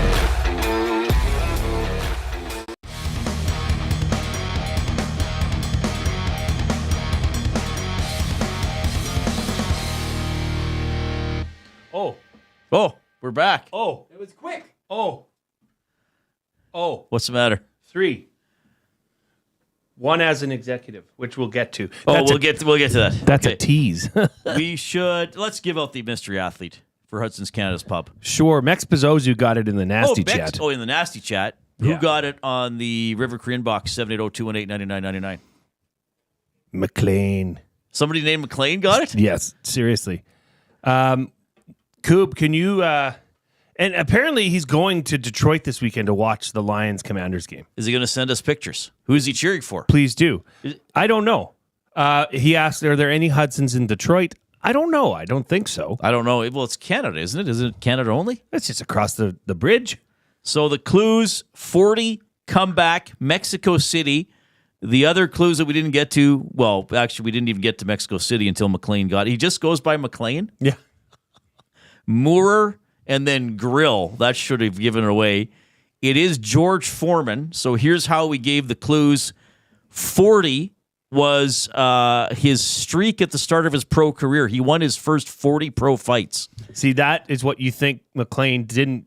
I think he thought it was his age when he won the championship the second time. That's right. But I think he was actually 45. So comeback, he went from 1977 to 1987 without fighting. Mexico City was where he won Olympic gold in 1968. Michael Moorer was who he beat on November 5th, 1994 to win the WBA and IBF heavyweight belts. And grill, I think everybody knows there's a George Foreman grill. Well said. It's Hernan Salas coming in. Hernan Salas. Coob, you have a better view of the door than I do. I only heard it close.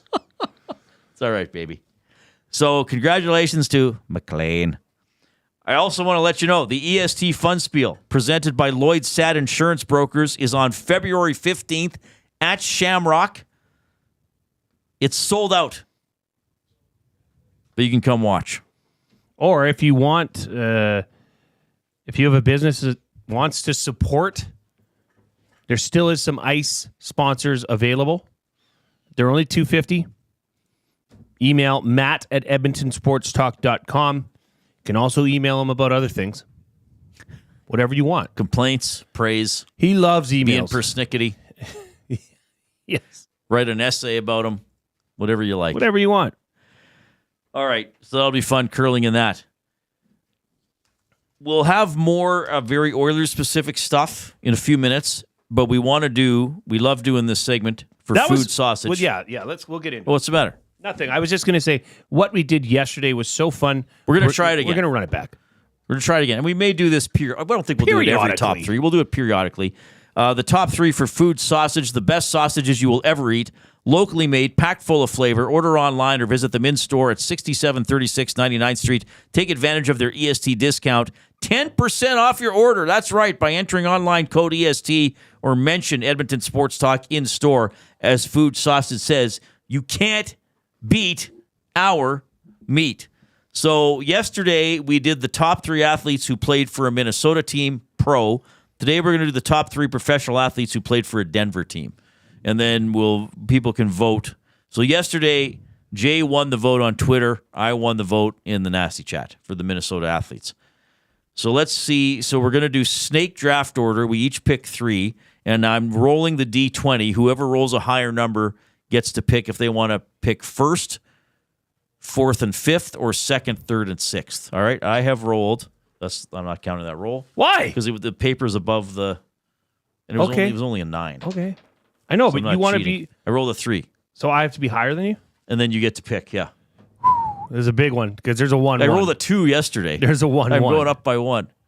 What are the odds of me rolling a 2 or 1? 2 in 20. Or 1 in 10. You'd see. But then you have to add them. Variable.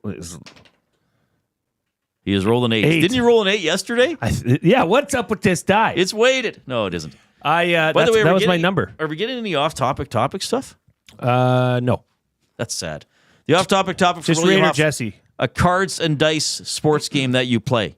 Well, people kind of threw stuff in there right away. Now what are you rolling? A 2. A 6. A 12. Okay. 3. A lot of low numbers. Jeez. What are the odds? So, okay, so do you want to pick? I want to go first. You want to go first. All right. I feel there is a 1-1, and that's John Elway. Yeah. John Elway, legendary quarterback for the Denver Broncos, 2-time Super Bowl champion, Super Bowl MVP, NFL MVP, 3-time All-Pro, and he won. This is the kicker for me, and why it would be for another person on this list, who I'm sure will be drafted. He won a Super Bowl as an executive with the team as well when Peyton Manning was quarterback. So John Elway, the strong arm from Stanford, that's the guy. You remember the what happened with him out of college, like the kerfuffle? Yeah, he refused to go to the Colts. Yeah. Yeah. Kind of prickish. Yeah, I mean, Lindros wouldn't go to Quebec, and we all hate him. Yeah, I know. So I wonder... Well, Tom and I were talking about that yesterday with Adam Fox. He wouldn't go to Calgary, got traded to Carolina, wouldn't play for the Hurricanes. He was basically like, I will only play for the Rangers. Well, and with Elway, there was the baseball component, too. He was an exceptional baseball player. He got drafted. Was he a Yankees pick? Yeah, and that was Steinbrenner tried getting him away, and that was the play. He said, if the Colts draft me, I'm going to go play baseball. Because Steinbrenner had already offered him a boatload of money. Right. John Elway. Elway, that's an awesome pick. I think that is the number one guy to ever play for Denver. I have a lot of possibilities but I get the next 2 picks. Man, oh man, this is tough. I think I'm going to go with Joe Sakic. That's a great pick. I know he started in Quebec, but he still played 13 seasons with the Avalanche. He won 2 Stanley Cups there. He won the Hart Trophy and the Lady Byng in 01. So if he wasn't, for most of his tenure with the Avalanche when he was his prime, if he wasn't considered the best player in the game, he would have been considered top 5, probably. He was a very consistent player, championship caliber player. So I'm going to go with Joe Sakic. This is a tough one, Jay. Like, I bet you we each have players on our potential list that the other guy didn't even consider, I'm guessing. And it's kind of weird for us not being in those cities because I'm trying to think of this as not just, okay, from an outsider, who would I pick? That I'm also trying to think, okay, if you lived in Denver all your life, who is like a guy year after year that performs and you would look up to and is a consistent producer? Well, So then I have to go with from the Colorado Rockies. I get second and third. Yes, my mistake. I have to go with from the Colorado Rockies. This guy played 17 seasons for the Rockies. His career average is .316. He hit 369 homers. He had over 1,400 RBIs. I have to go with Todd Helton. Todd Helton. I'm going with Helton. I'm not going with the other baseball player who I almost picked there as well. But Helton played there longer. Okay, I'll just say it. Yeah. Because I don't think you're going to go back to back. You have 2 picks now. I know, but I don't. I would have thought you would have taken Canadian Larry Walker there. Well, his batting average. I think Helton's the right pick, Reid. I just thought sentimentally you would have went that way. Because he was an Expo. Yeah. Great pick. I gotta go. I thought this would. I didn't think you would take this. Let's just say this. I thought this would fall to me.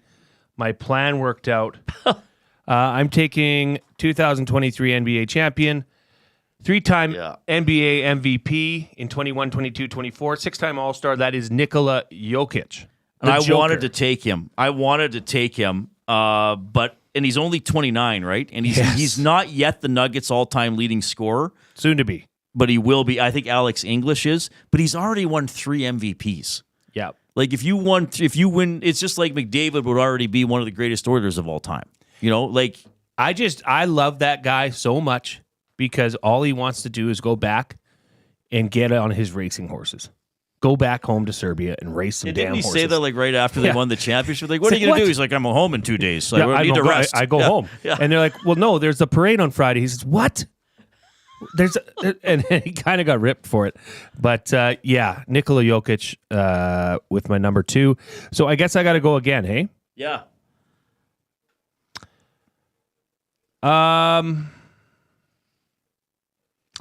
Okay, I'm not going to take... I won't say who I'm not going to take because maybe you'll take him. I'm going to go ahead and take Peyton Manning. Peyton Manning was instrumental for that team. He did a lot of... I think he played...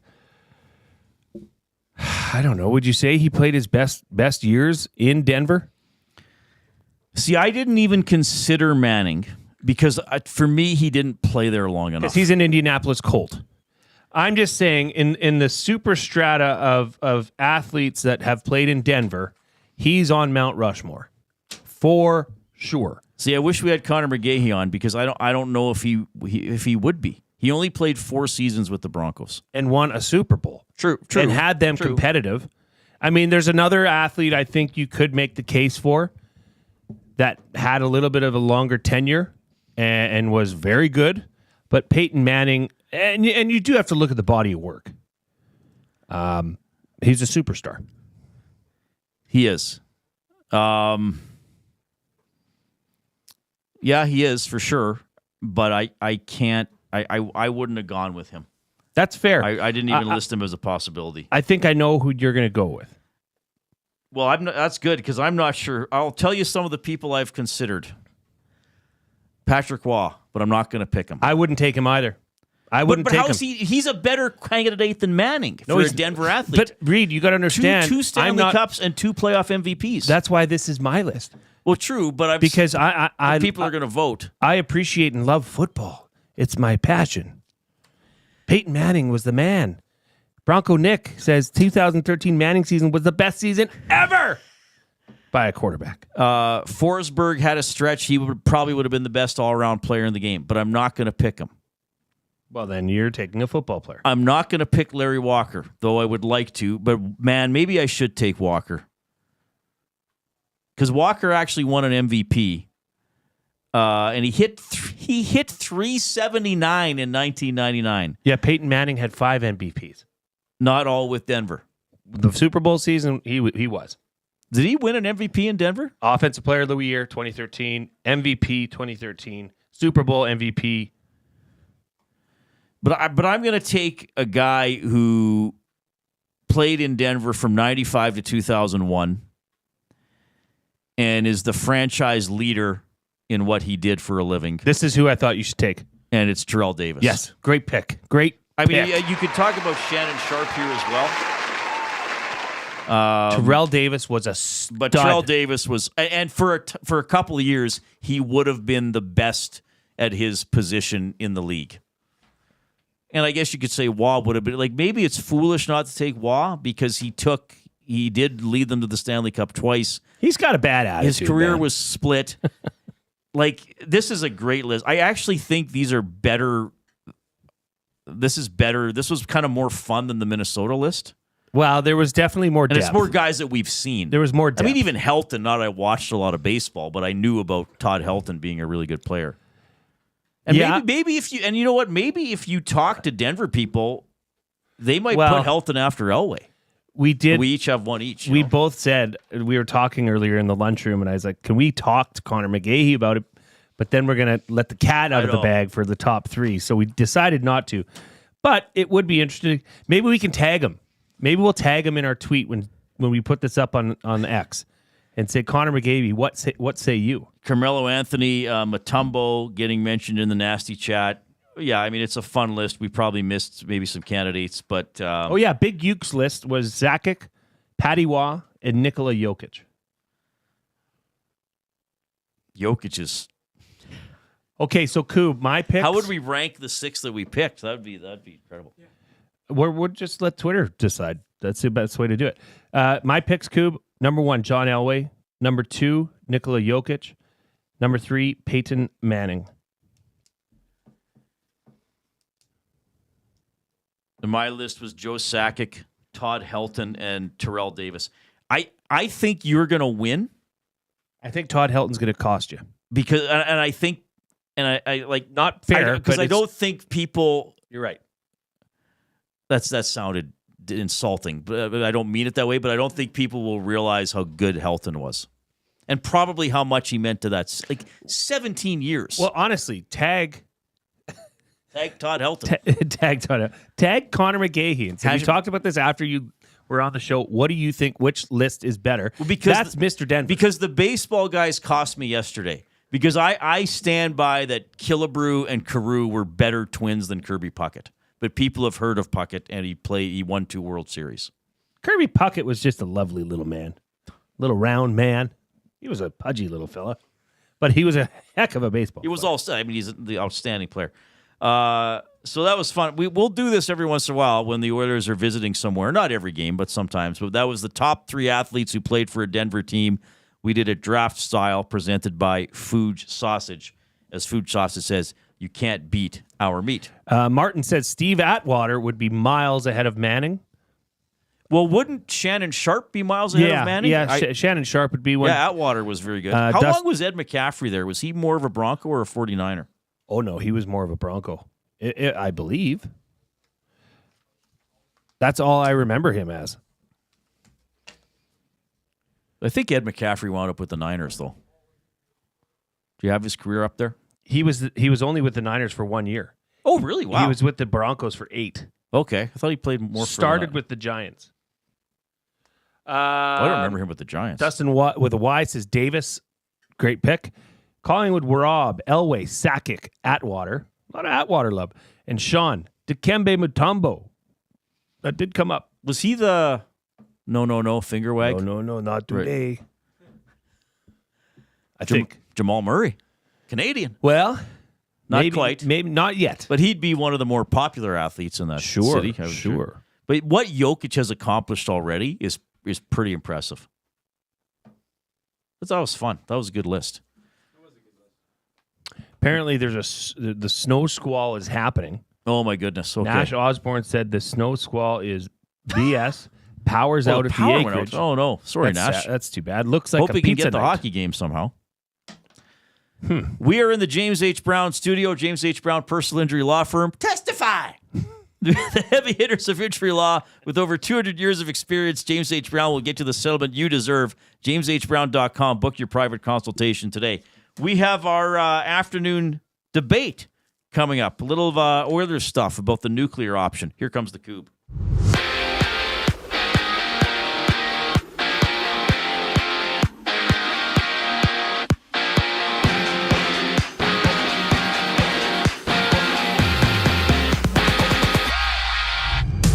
On a full NHL slate, the Oilers play the Avalanche with Tom Gazzola live from Boston Pizza Westgate for the GCL Diesel Oil Stream pregame show alongside Hernan Salas. You can swing by BP's or tune in at 6:30 only on EST.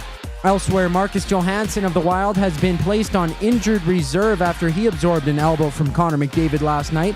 The play did not result in a penalty or a fine, and there's 12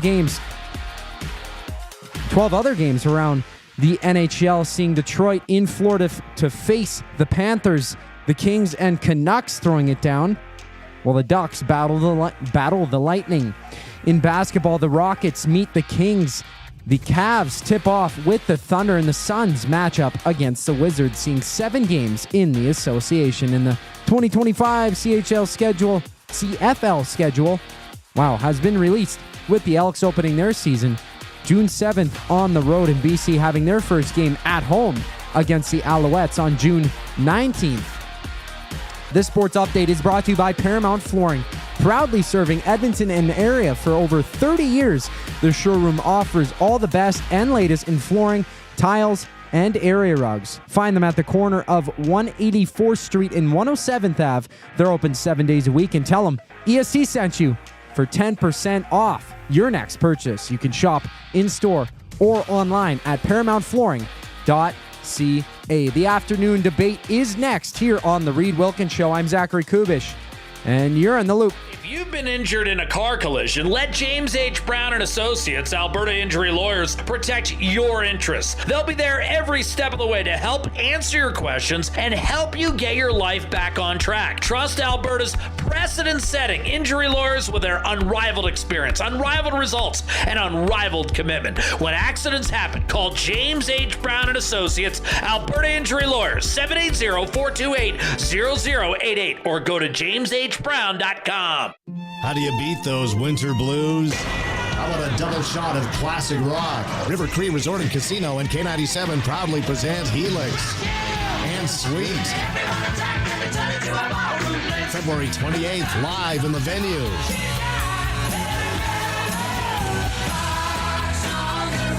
Helix and Sweet. Get your tickets now at rivercreeresort.com. River Cree Resort and Casino. Excitement. Bet on it. Tommy Gunn's Barbershop is more than just a barbershop. It's a top-notch, tailor-made experience from check-in to check-out. Get a precision haircut, a classic shave, or a facial to step up your style. Just walk in, relax, and let Tommy Guns take it from there. Find comfort in knowing their team follows the code, which is their commitment to care for you as a customer. Check out Tommy Guns today, in-store or online at TommyGuns.com to bring out the best in you. Tommy Guns, where every cut is done right every time. Fuge Sausages makes their meat with nothing but the best local ingredients. From chicken, beef, and pork, their gluten-free sausages are packed with flavor. Every single bite. Get a 10% discount when mentioning Edmonton Sports Talk in-store, or use the code EST when shopping online at fugesausages.ca. Plus, you get free delivery on orders of $100 or more. Find them at 6736 99th Street. Fuge Sausages. You can't beat our meat.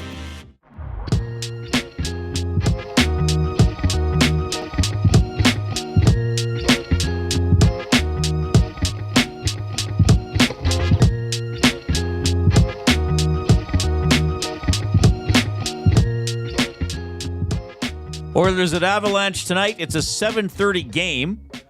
We will have the Oil Stream GCL Diesel pregame show at 6:30. Tom Gazzola, Hernan Salas. Hernan's here. Hey, Hernan.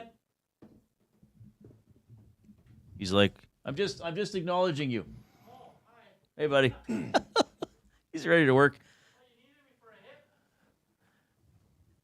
No, keep doing what you're doing. Snow and very windy out there tonight. So take your time getting home. Be safe. Yeah, sounds gross. It's looking like it's going to be here all night. We'll clear off in the morning, but drive safe. This morning, I did the hit on the Nielsen show, and then walked over to the bakery, as you know, Jay. Oh, I know. Have you eaten it?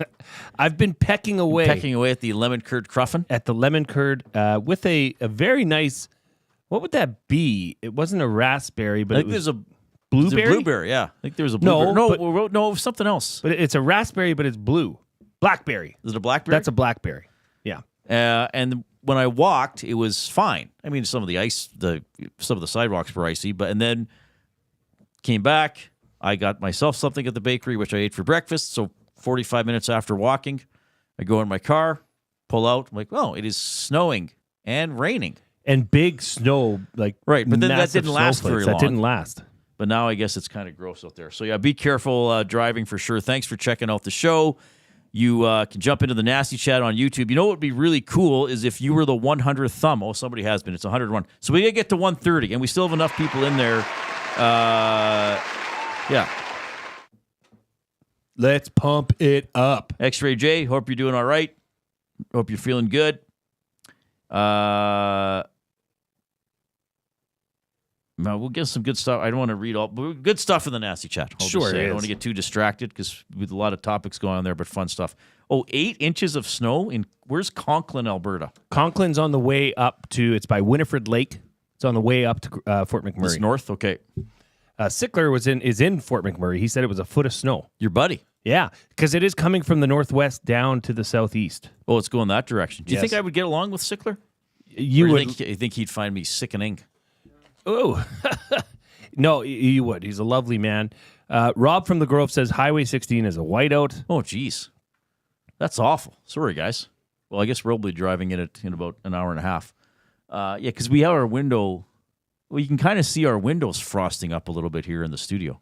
All right, yeah, be safe out there, everybody. Take your time. Be patient on the roads. Think about other people for sure. We are going to do our afternoon debate. We do this every Thursday. It's a lot of fun. It's presented by Edmonton Garrison Curling Club. If you and your team are looking for a fun, exciting way to build some chemistry, look no further than the Edmonton Garrison Memorial Curling Club. Located on CFB Edmonton, the Garrison Curling Club offers 6 sheets of ice, a full-service bar with kitchen, and includes all equipment needed for corporate bonspiels. And the Garrison Curling Club is run by Nasties. As an added bonus, they will offer 10% off ice rentals to all EST listeners. Email curling@egmgolf.com. Mention Edmonton Sports Talk to book your corporate bonspiel today. Okay, this is weird. What happened? Who is this? This must be Rob. He is sending pictures in. This is the bass player from Brody. Oh, nice. On the River Cree inbox, 780-218-9999, of some of our gigs. Oh! This is a... Okay, can we get these and we'll put them up like at 540 or something? He found shots from your concerts, late 90s, early 2000s. There is a picture here of a 19-year-old Jay Milne on the pipes. Oh, wow. Brody. Yep. This is amazing. Okay. I'm so excited to hear that. I'm half of the man I am now. Literally. All right. Let's do the afternoon debate. Just some more other stuff here. So we're just going to kind of throw this out there. What about the song? Oh, yeah. Are we not doing the song, Coop? I think Coop lost the song. Gosh, I think Coop lost the song. It's too good. He taped over it with the intro for the word of the day. By the way, keep hitting the thumbs up on YouTube and let your friends know to do it as well, because if we get to 130 thumbs, we do the word of the day, and I really want the word of the day.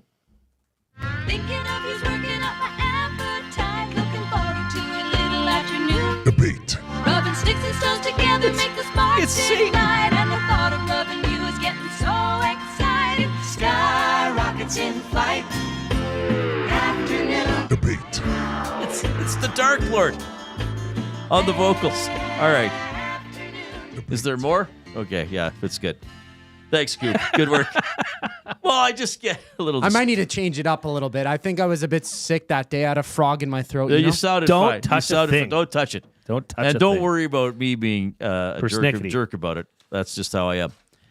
So I was thinking, what do we often... Like, I had that tweet a few games ago where I was like, oh, the Oilers don't have a second line, and they got nobody to play with Draisaitl, and we always... I would say, now, I know you got to be careful with generalizations, but I would say the consensus amongst Oilers fans would be play them apart most of the time. I think we now recognize after a penalty kill, after an icing, around TV timeouts, fine shifts for McDavid and Draisaitl, right? But they had some bad games or bad starts recently, right, and went to what we call the nuclear option, and they went to it last night. So... And then I think we still have some discussion around Podkolzin and obviously Jeff Skinner, even Arvidsson to some extent, though I think we're seeing him play better lately. And last night I was watching one of those shifts when McDavid, Draisaitl, Hyman, Bouchard, and Ekholm are on the ice together. And it looks like a choreographed dance, right? This guy comes up the wall towards the blue line. He drops it. The other guy goes down low. He puts it into the high slot. This guy fakes a shot, moves off to the side, drops it to another guy. I mean, sometimes McDavid drops the puck off at the blue line and disappears out of the TV shot and reappears on the other side of the screen, on the other side of the ice, getting a pass. And I'm like, man, oh man, are we actually being silly to talk about not wanting these guys to play together? Remember when we first started the show? It was one of the early shows, and I said, when McDavid and Draisaitl retire, it's going to be hard to watch the power play someday, because it's automatic zone entry. It's chances almost all the time, even if they don't score.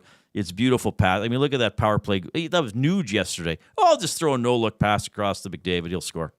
Wasn't that a beautiful assist? Nuge had a good game. I said it earlier, probably one of his strongest games of the year. Yeah. All around. He was there. He was visible. He was present. So here's what I guess I want to debate. When we talk about the Oilers needing to find good second-line wingers, should we be talking about finding good wingers for Leon Draisaitl, or should we be talking about finding good wingers for Ryan Nugent-Hopkins so Draisaitl and McDavid can play together all the time? Like, they're magnificent players. Offensively, they do things that very few other players in the league can do now, or very few other players in the league have ever done. And just I'm not even talking about the power play. I'm talking about their 5-on-5 shifts.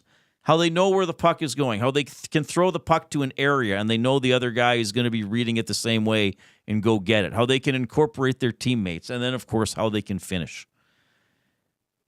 So I guess so I'm kind of debating that, and I'm also debating, should the nuclear option be break glass in case of emergency, or should it be the default? Because it's so damn beautiful to watch. We could break the tampering window. We have a CFL tampering window. Can you window. imagine if we did that? I think we would get fired. Dustin would be mad. Like, he's okay, the hoop got broke. He wouldn't be okay. Anyway. Maybe that's... Maybe Oilers fans and us, we've been looking at this the wrong way. All along, saying, no, we need to find wingers that can work with, that's why Podkolzin was, he's Leon's guy. That's Leon's guy. Leave him there. That's what makes that line tick. Well, and albeit it is a small, very small sample size, but a line of Nuge, Arvidsson, and Podkolzin looked great. Well, tying goal and winning goal. Yeah. Right? And good net drive by Nurse to be a nuisance there, but yeah, Podkolzin got the goal. But then you're suggesting that it would be nuclear 100% of the time.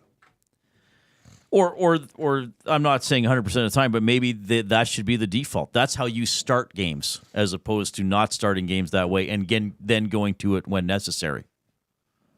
This came in from T-Rev. Good afternoon, gents. Good afternoon, T-Rev. I've been thinking about the nuclear option, and my thoughts are as follows. Coach K knows essentially we are quick to get frustrated when he puts them together, but it works. I think the Nuge as a second-line center beside Podkolzin is working well lately, so let's roll with it.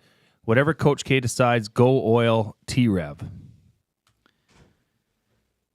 And Quaddy said earlier, echoing those same thoughts, if Nuge, Pods, and Arvidsson can play like yesterday, yes, nuke option can be used more, just not every game. So what is it still about the just not every game?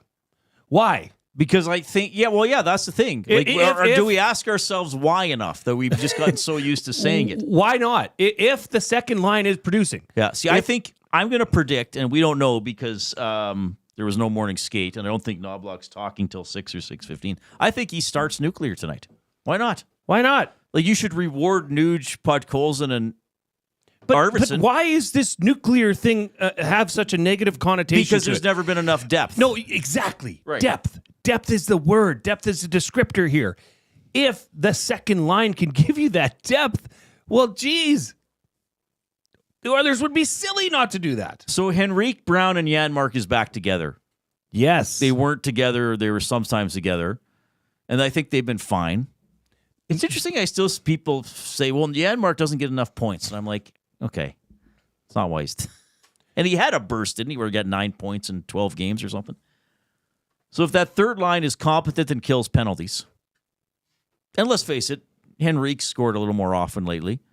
If the fourth line is Perry and Kapanen, Perry's Perry, he's the grizzled old guy. Kapanen's quick, smart enough, gives the puck away a little too often, but smart enough.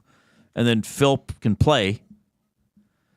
Then if you're not getting blasted when those lines are on the ice, then why can't Draisaitl, McDavid, and Hyman just go out there and have some fun? I mean, think about the zone time that they accumulate, even if they don't score, right? It's a riches unbeknownst to many other teams. But that's the question, Reid. If, and this is a lot of ifs right now, but if that second line can continue to be competitive and continue to contribute, then why would you not have Leon Draisaitl, Connor McDavid, and Zach Hyman on the top line? I know this is a weird way to look at it, everybody, so I'll apologize in advance for saying this. So let's say we get 10 more seasons of McDavid and Draisaitl, and by the way, I do think McDavid is going to re-sign here. So in 2036, are we going to be sitting around the campfire and saying, I wish those guys would have played together more often because they were so damn good. Why weren't they on the same line? I don't know. I think they start them together tonight because again, the McDavid or the Nugent-Hopkins line where's our lineups, by the way? Right here. So they're splitting up. The Avalanche are splitting up their guys.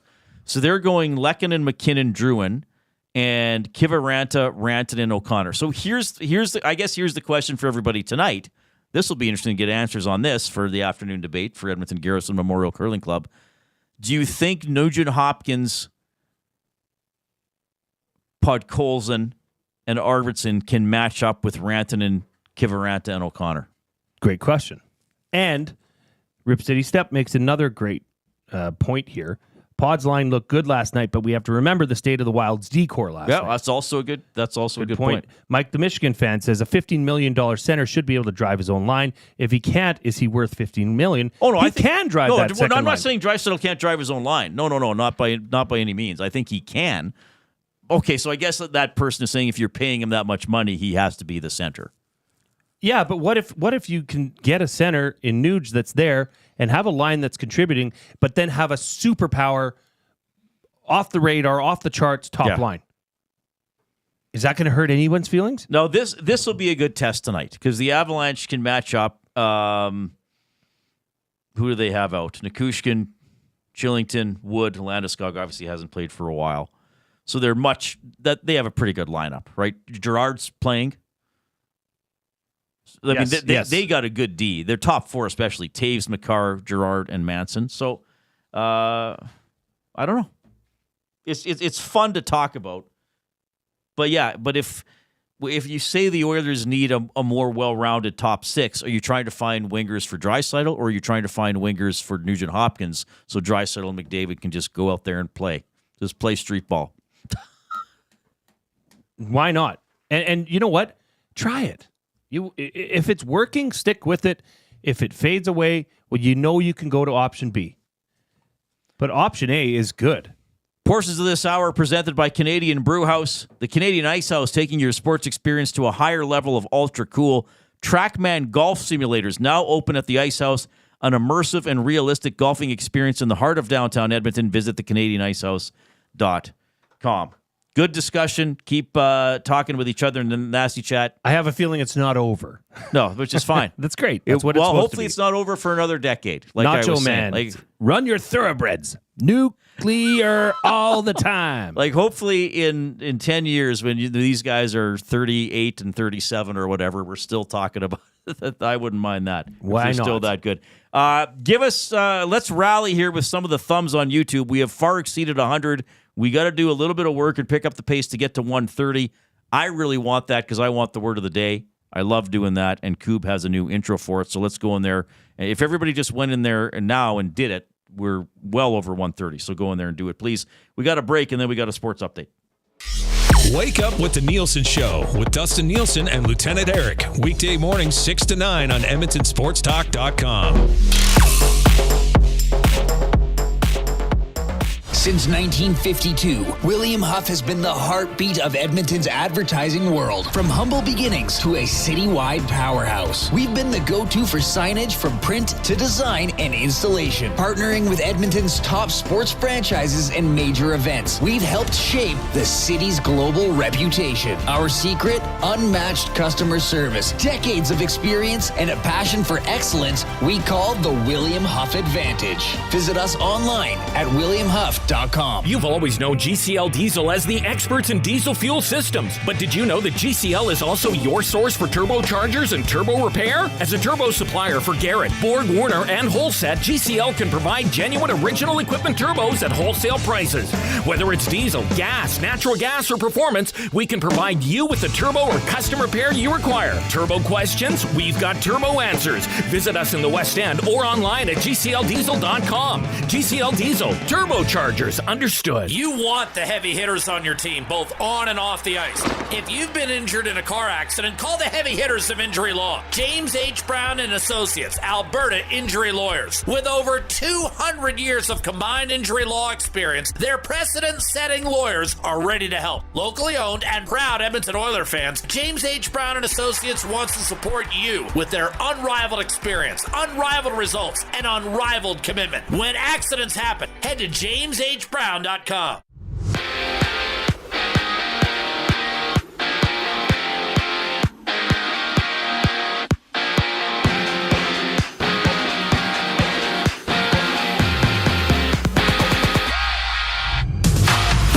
Games in the NHL sees Edmonton on a back-to-back in Colorado for the second of 3 games on the road. And you can join Tom Gazzola and Hernan Salas for the GCL Diesel Oil Stream pregame show with Tom on location at Boston Pizza Westgate.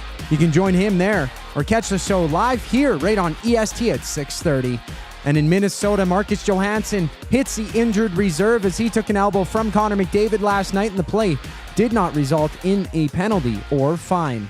And 5 games are about to get underway, seeing the Devils matching up against the Maple Leafs as they play without John Tavares on a week-to-week basis as he sits out due to a lower body injury. In the Cavs also face the Sens, and the Ducks battle the Lightning. The 2025 CFL schedule has released, with the Elks opening their season June 7th on the road in BC, having their first game at home against the Alouettes on June 19th. And in a moment, the Pacers and Kings go at it while the Suns throw down with the Wizards on a 7-game NBA slate. For your sports update, I'm Zachary Kubish, and Hour 3 of the Reid Wilkins Show starts right now.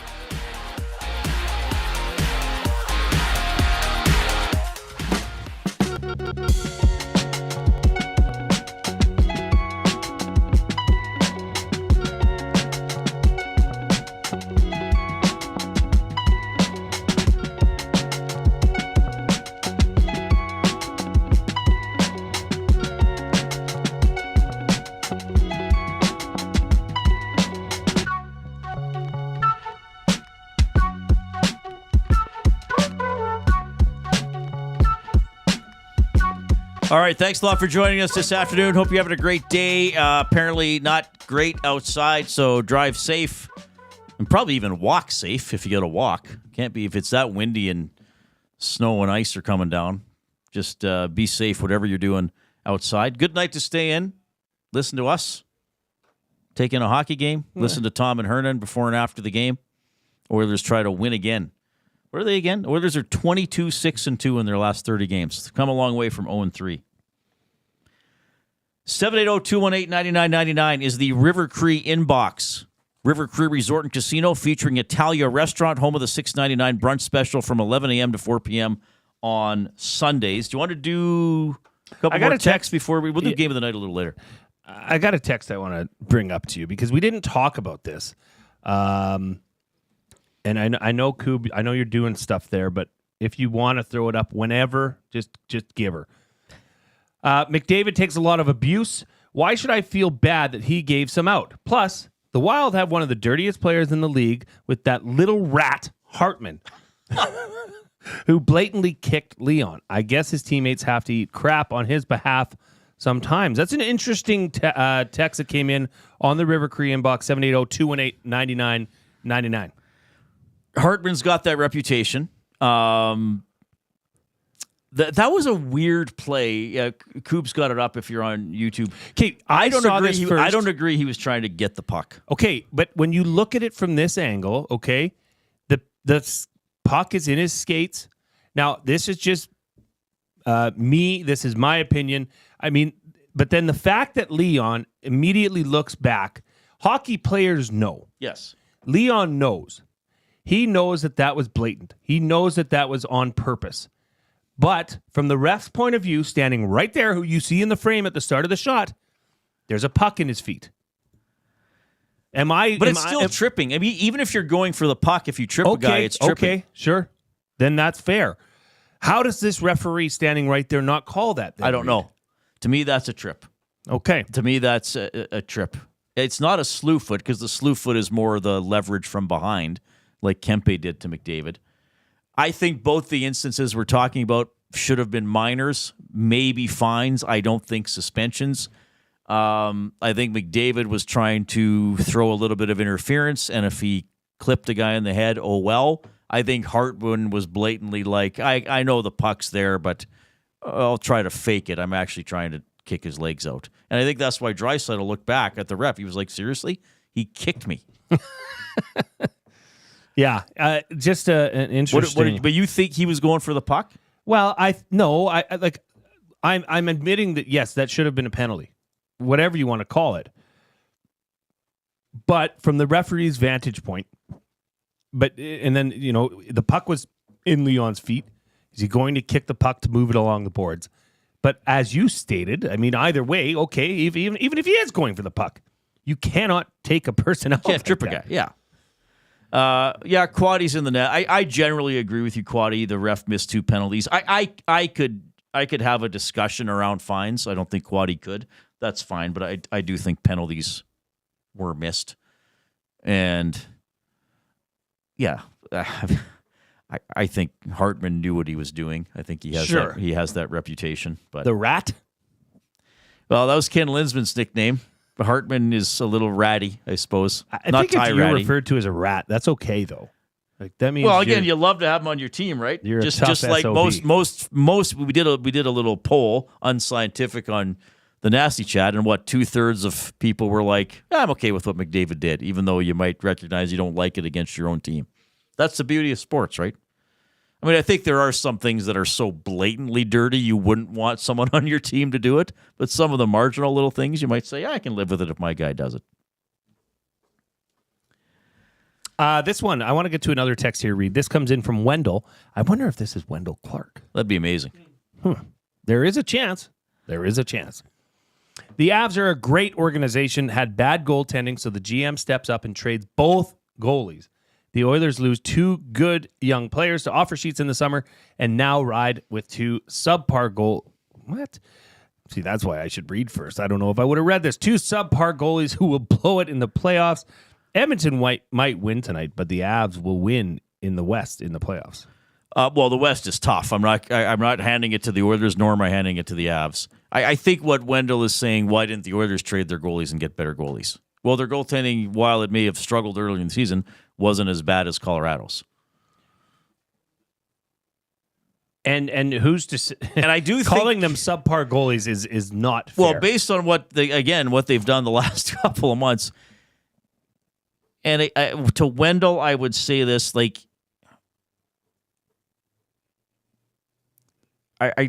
Broberg and Holloway leaving, unfortunate, could have been handled better.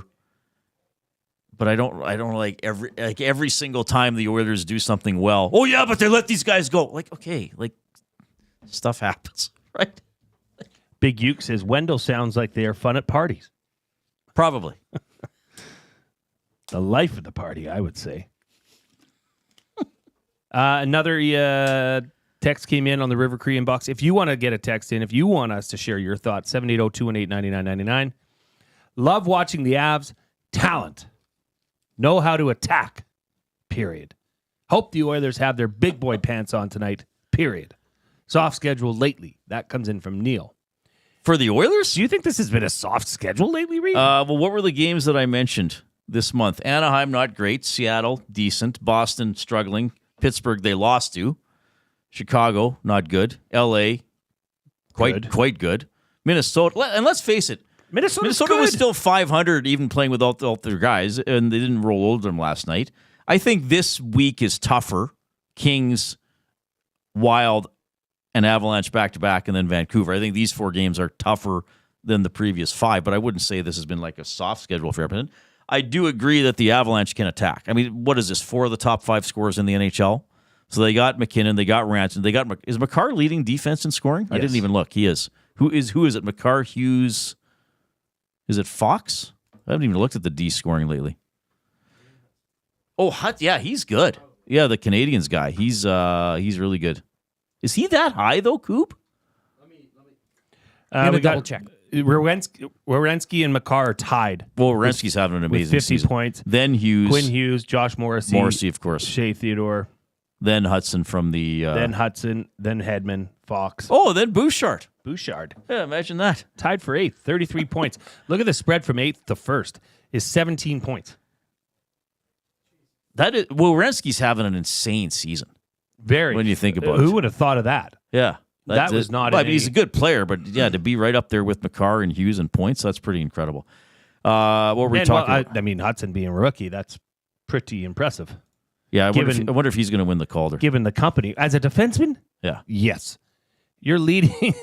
You're 6th in the league. That many points, yeah. You're first in rookie scoring. And he's plus, right? Is he plus on the Canadians? I don't know. I accidentally closed the tab. Anyway, where were we going? We were going nowhere. No, but this, yeah. The Avalanche are good. Like, Lehkonen is a good player. Drouin still has talent. O'Connor on the second line. They have Casey Middleset on their 4th line. Like, yeah, they're a good team. They're a good franchise. Do I think their GM, what's his name, McFarland? Do I think he's made some good moves over the years? Absolutely. Do I think it's a direct comparison to say, the Oilers should have traded both their goalies like the Avs did? I would not go that far like Wendell did. But somebody else wrote in saying that they liked watching the Avs, right? And that's what I'm saying too. Like, we talk about, of course, defending. I always say about detail and checking, but also by the same token, if it's 6-5 Oilers tonight and McDavid and Draisaitl have 4 points each and McKinnon and McCarr have 3 each, that'll be a fun game to watch on a snowy Thursday night as well. It's a win-win. Do we have our guest, Coop? Not quite yet. Does he know he's coming on? I text him. Okay. I haven't heard back, so we're just going to probably move on. Okay, that's fine. And try connect with him maybe tomorrow, because I know he did have a commitment at 5:30. So. Oh, okay. All right. No problem. Do we got anything else we want to get to message-wise first? No, I've caught up. Oh, wow. I'm caught up. Hudson's -4, which isn't bad for a rookie defenseman on kind of a mediocre team. I mean, I still call the Canadians mediocre, even though they're competing for a playoff spot, right? Yeah. Good time. Charlie says Dustin Wolf might win the Calder. Yeah, Yeah, actually, isn't he at 20 wins already? We're close to them. Sportsnet, 4 candidates for the Calder. Their article. Oh, Celebrini, of course, we forgot about him. So they have Celebrini, Hudson, Wolf, and the Philly kid, Mitchkoff. He scored his first goal in Edmonton, wasn't it? Yeah. Didn't he get 2 that night? Yeah, he banged that in. Remember, that was a controversial goal. Oh, he had that one goal. Remember this is what I love about covering these seasons. Remember the first 4 or 5 games where there was a goal that counted that we shot shouldn't, or there are all these debated goals? Yeah, Dustin Wolf has a 2.5 goals against average and a .916 save percentage. See, 11th or 12th in the NHL overall. It's pretty good for a rookie. Here's the thing. As impressive as Hudson has been and Celebrini and Mitchkoff, if the Flames make the playoffs with Wolf as their number 1 goalie, he's got to be the Calder winner, doesn't he? I don't know, Reid. I mean, I'm still looking at Lane Hudson here. I mean, as a defenseman, a rookie defenseman, to lead rookie scoring and be 6th in the league-wide scoring for defensemen currently, that's pretty special. Yeah, but there's I something think it's about more teams special than what Dustin Wolf's doing in Calgary. You think so? Unless Calgary, like I said, or like you said, sorry, Reid, if Calgary can turn it on here and get into the playoffs on the back of Dustin Wolf, you have a case. And that's why I wonder. I mean, we're totally speculating here, obviously, but very, very speculative. But you make a great point. As a defenseman, Hudson has more points than Mitchkoff and Celebrini. That's incredible. I want to clarify what Jay said. He is the leading rookie scorer, not rookie defenseman scorer. He is the leading rookie scorer. He has 32 assists. How many assists does Bouchard have? I don't know where all my sheets are. How many assists does Bouchard have, for example? Yeah, that one. 26. Yeah. But if Dustin Wolf, now I don't know if the Flames are going to make the playoffs. But what did Pat Steinberg say about the Flames? They don't score. Well, and Pat Steinberg also said that they did not have a number 1. Right. That they were going to roll both. And, looks like they should be rolling with Dustin Wolf the rest of the way, he right? plays more, yeah. But very, very low offensive numbers. Right. So if he gets a team that can't score into the playoffs, so he doesn't have 20 wins. He has 20. He's 15-6-2 with a .916 save percentage. I mean, there are rookie goalies who have higher save percentages. They've played single-digit games. So I don't know. It's a fun one to talk about. Well, and Quaddy, you make a great point. Because things get tougher now. Who finishes strong? I mean, we're just past the halfway point of the season. And he says this thing's still wide open. Yeah, and no, right. I get it. And Wolf playing a full season in the NHL is different than playing in the minors or in junior. And if the Flames continue to not score, eventually that could catch up with other positions on the ice, right? But it's a fun topic for sure. All right, we are going to take a quick break. We'll have our game of the night. Are we going to get to a word of the day? How many thumbs do we have? 5 away. Let's go. Just click the thumbs up. We want to get to a word of the day. Coob made a great intro for it as well. Oh, Ro Nelson, of the top 10 in scoring, defenseman Bouchard is 3rd best in plus-minus. Well, his plus-minus has improved as the team's gotten better, and he's had a certain Viking. Everybody's improved. All right. Yeah, and we're still getting some messages about the snow outside. So, yeah, be safe, drive slow, and probably stay inside unless you really got to go out tonight. Back in a couple minutes.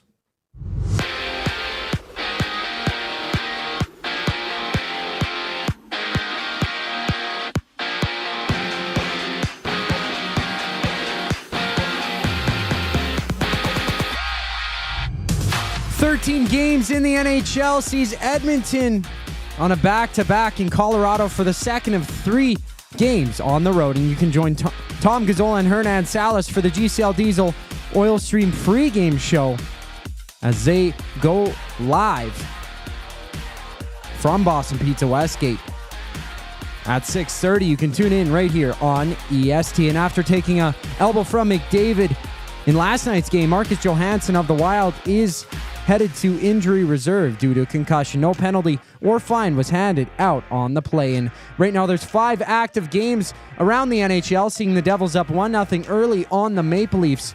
All the other games are scoreless, but we have the Capitals taking on the Senators and the Ducks facing the Lightning. After that, the Flyers throw it down against the Islanders, and the Flames battle the Blues. In basketball, the Pacers are down by 2. 12-10 is the score for the Pistons over the Pacers in the first, while the Suns are up 15-2 against the Wizards. Later, it's the Cavs and Thunder, and the Clippers throwing it down against the Trailblazers on a 5-game NBA slate. Next year's CFL schedule has released, having the Elks play their first game June 7th against the Lions, with their home opener on June 19th as they host the Alouettes. This sports update is brought to you by Windsor Plywood Leduc, locally owned and operated since 1993. They're more than just plywood. They offer everything from doors and flooring to decking, fencing, and custom millwork. With a huge selection of hardwoods and knowledgeable staff, they're here for all your DIY needs. Windsor Plywood Leduc, the experts you need to know. More with Reid and Jay on the other side of the break. I'm Zachary Kubish, and you're up to date. Make a fresh start in the new year with Sentinel Storage. With convenient locations near you, Sentinel Storage is here to help you make space for everything 2024 holds. Sentinel Storage. Shop Canadian, store Canadian. Try 4 weeks free. Visit sentinelstorage.ca. Hey Edmonton, ready to take advantage of lower rates and better pricing? South Fort Chevrolet in Fort Saskatchewan has you covered. From rugged trucks to sleek SUVs. And with over 40 years in business, you can trust that you're getting the best deal on your new ride. As the proud title sponsor of the Nielsen Show, EST listeners can drive a little to save a lot with South Fort Chevrolet's transparent pricing and down-to-earth sales team. Visit us today in Fort Saskatchewan or online at southfortchev.com. Hockey lives at the Canadian Brew House. Every Oilers game day, get $1 off tankards of Molson Canadian and Coors Light. Plus, you can win game tickets and a surf and turf dinner for 2 at the end of the season. Full details at thecanadianbrewhouse.com. How do you beat those winter blues? How about a double shot of classic rock? River Cree Resort and Casino and K97 proudly present Helix and Sweet. February 28th, live in the venue.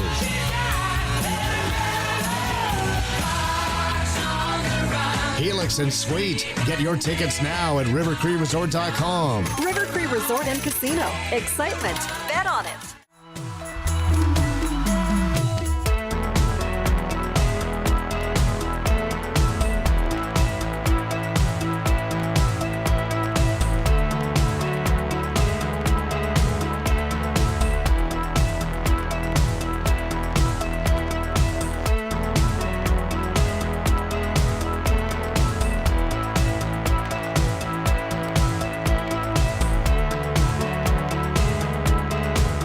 All right, thanks for joining us this afternoon. What's going on the ESTV? Nothing. Yet. Nothing. That was my polite way of saying, why do we have a game on, Jay? Let's change that. Or we could watch Severance. Severance. They did something at what's the main train station in New York? Grand Central? Or maybe it was Grand Central. They did they were in a glass cube. Oh, neat. And they did a scene. Actually, is that? You know what? I'm enjoying that, and a few nasties when I brought it up a few days ago said, yes, Reid, watch it. You will like it. I'm enjoying Invincible. I have 1 episode left in the first season. I'm enjoying it. Very comic booky. I found out what the deal was with Robot in last night's episode. Some people will know what I'm talking about. Let's do our Marmot Basin ski report. Ski for half price every day with the Marmot Escape Cart, only $99 at skimarmot.com. Or get 4 lift tickets for the family for only $329, also at skimarmot.com. Great deal for families and only available online from Marmot Basin. It's Brian Rode joining us. Brian, you're on with Reid and Jay. How's it going? Going very well, fellas, and yourself? Well, we've got a little bit of weather issue going on here in Edmonton, Brian. We're in the midst of what has been called a snow squall. Lots of snow, very, very strong winds. I looked on the weather map, and it looks like this might be evading Jasper. What's the weather like there? What have the conditions been like? Have you got snow? Are you expecting snow? What's going on up there? Yeah, you betcha. So we got some snow today. We got about 4 centimeters last night, about the same during the day today. And, much like the weather you guys are getting in Edmonton, coming in with a really strong squall, lasts for about half an hour, 45 minutes, and then it kind of disappears and then comes back. Now, the good news is we're going to get some more apparently tonight, on and off again, and then all day tomorrow. So it's going to accumulate, and conditions are looking pretty darn fine right now heading into the weekend. So that's good news. Now, I want to get to we'll talk a little bit more of Jasper in January because it's still going on up there in Jasper.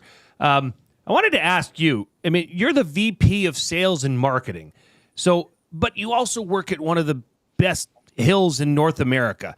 I mean, is it a perk of the job to say, "Hey guys, I'm gonna blow out for an hour and go take a couple laps up at the top"? Do you do that on a daily basis, or am I just dreaming this up in my small brain? No, well, look, it's absolutely a perk, and that's part of the reason why I moved to Jasper and stayed in Jasper for over 4 decades. So yeah, it's a perk. I don't get out every day, but I try to get out about 3 days a week. I might go for sometimes just 3 or 4 runs, maybe a dozen runs. But boy, it's nice to have the access. I can jump out anytime I want. And I mainly ski. I snowboard a little bit, but I enjoy both, but I'm mostly on skis. So as mentioned, Jasper in January is continuing. I saw one on January 18th. It's Avalanche Awareness Day. Walk us through what happens on the hill during Avalanche Awareness Day. Well, yeah, I mean, there's lots of events going on during Jasper in January, and this is one that happens at the ski area. And this is a personal favorite of mine because it's interesting. You can do it while you're on skis.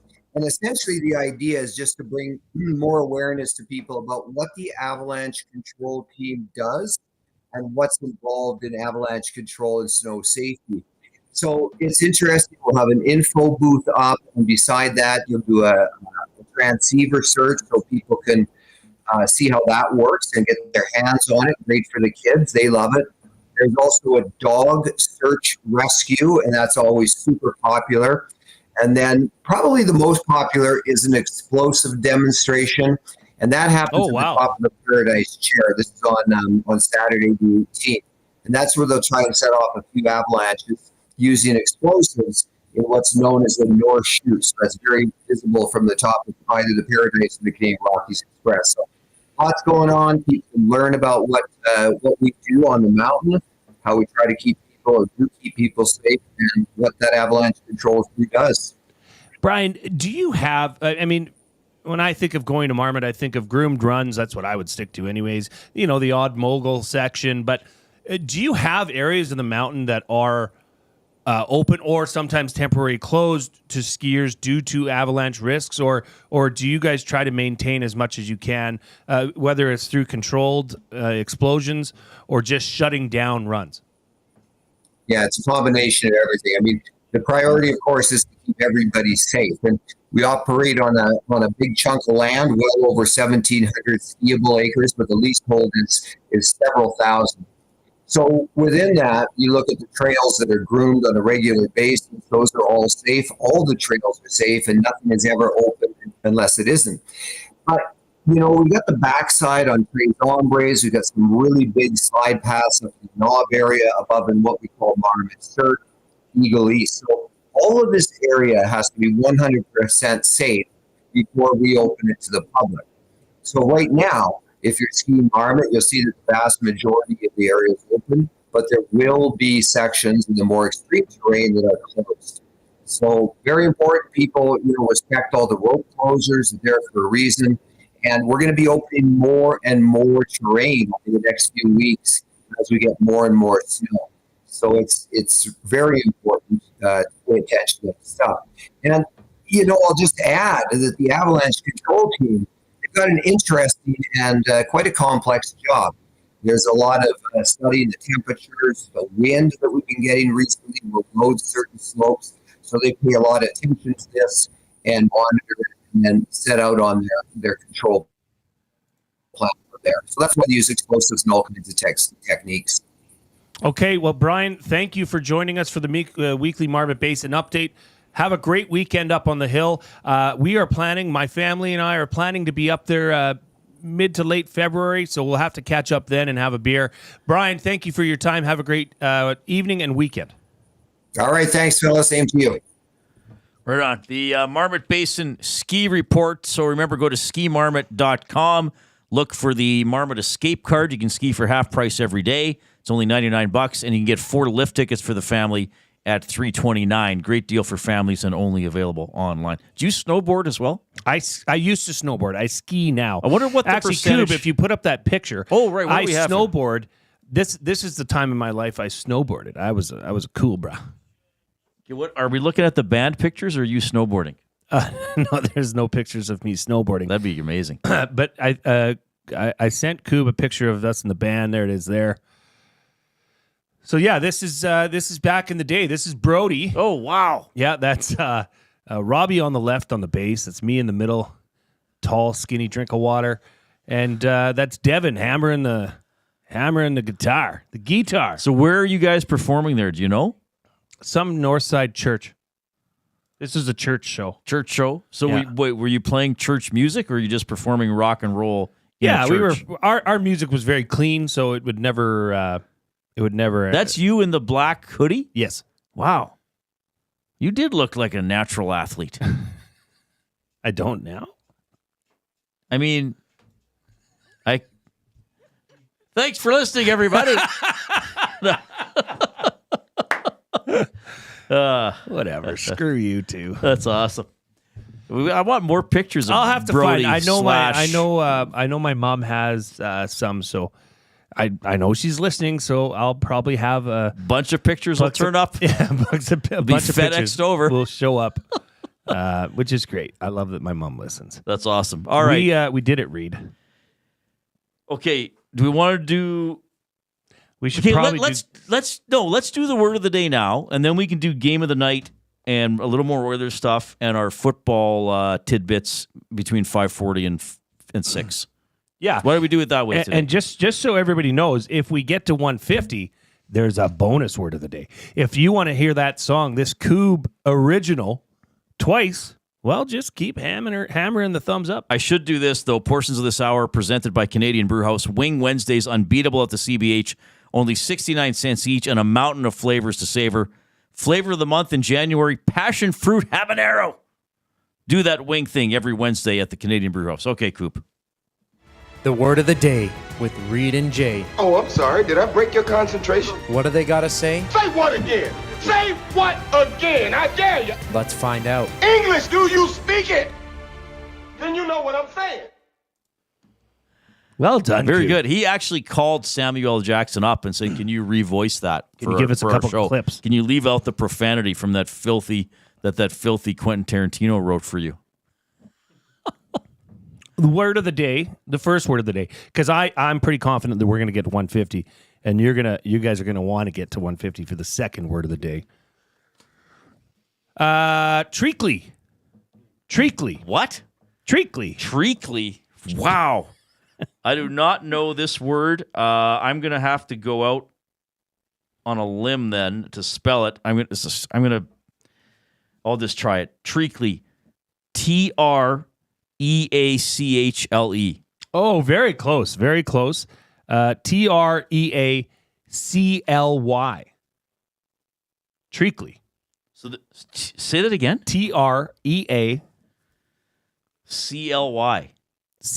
And it's pronounced treacly. Treacly. So I do not know what this word means, but I always say I got to guess. So now I'm looking at this word and I'm saying, what does it remind me of? What are some root words in it? Or what could it be a condensed form of? And nothing is coming to mind.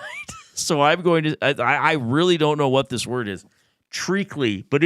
So is it sort of, what would that be? An adverb? Like I did something treacly? It's an adjective. It's an adjective. So it's like that was a treacly table or something like that. Do you want me to use it in a sentence? Sure. Just I to probably help? still won't figure out what it is. My friend always sends me the most treacly greeting cards.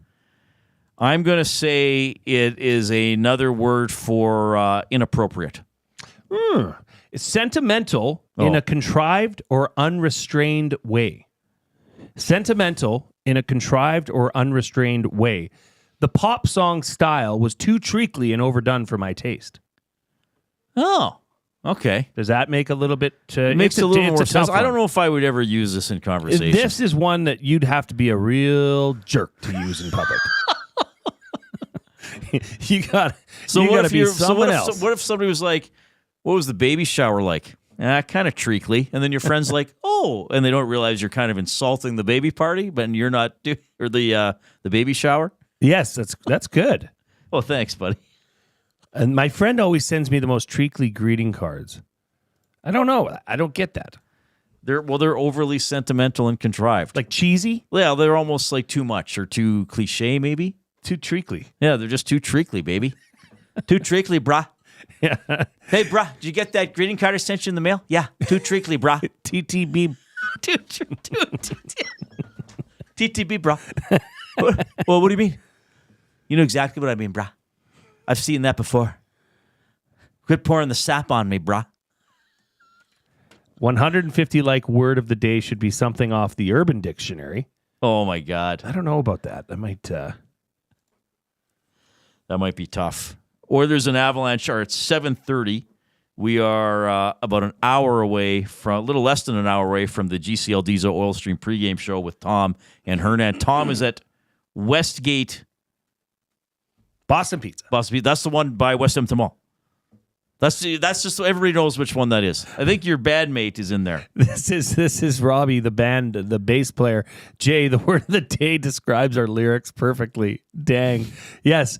Brody and North Shore were quite treacly when it came to their songwriting. The lyrics were the lyrics to the 9/11 well, song. Robbie quite was treacly? just Robbie, who's listening right now. He was just a lover, not a fighter. Not a fighter. The girls loved Robbie. Did they really? Why specifically him? They loved all of us. Oh, okay.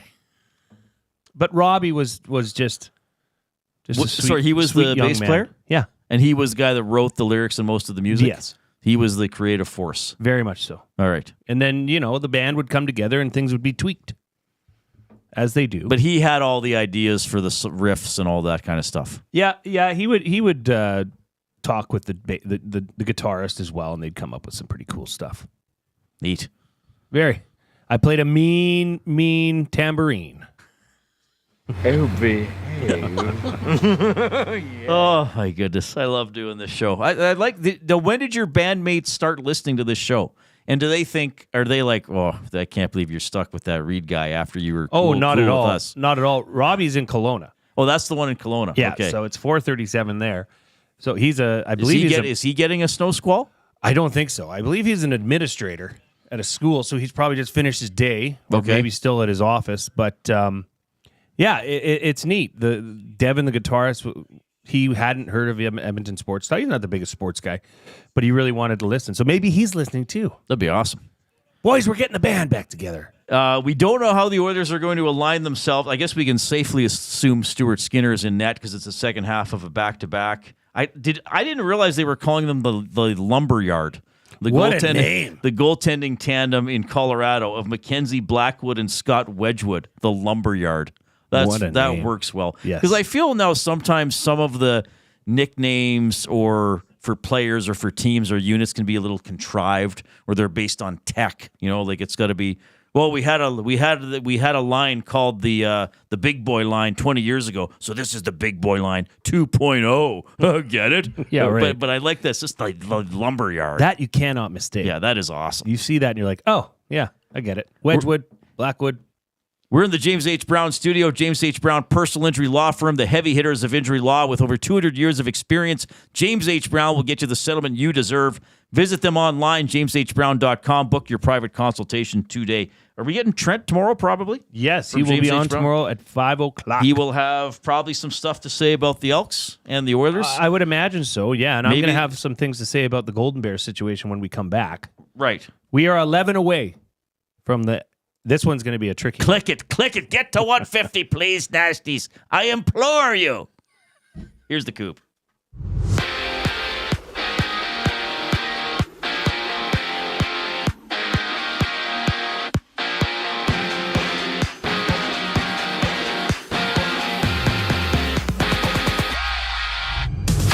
a full NHL slate, the Oilers play the Avalanche with Tom Gazzola live at Boston Pizza Westgate for the GCL Diesel Oil Stream pregame show alongside Hernan Salas. You can swing by BP's or tune in live on EST at 6:30. And right now there's 6 ongoing games, seeing the Red Wings and Panthers tied at 1. The Ducks leading 1-0 on the Lightning, while the Maple Leafs are down 1-0 against the Devils, and all those games are nearing the end of the first. Elsewhere, Marcus Johansson of the Wild has been placed on injured reserve after he absorbed a hit from Conor McDavid, an elbow, last night, and the play did not result in a penalty or a fine of any kind. In basketball, the Pistons trailing 31-26 entering the second quarter, while the Suns are up 34-21 on the Wizards entering the second as well. And the Cavs and Thunder just started their game. The Thunder have the early lead, 7-4 on a 5-game NBA slate. And the 2025 CFL schedule has released, with the Elks opening their season June 7th on the road in BC, with their first game at home against the Alouettes on June 19th. The final segment of the Reid Wilkins Show comes after the break. I'm Zachary Kubish, and you're up to date. Get to know the winners, props, plays, parlays, and more with Nielsen and Hustler. Weekday mornings at 11 on The Lock Shop. Only on EdmontonSportsTalk.com.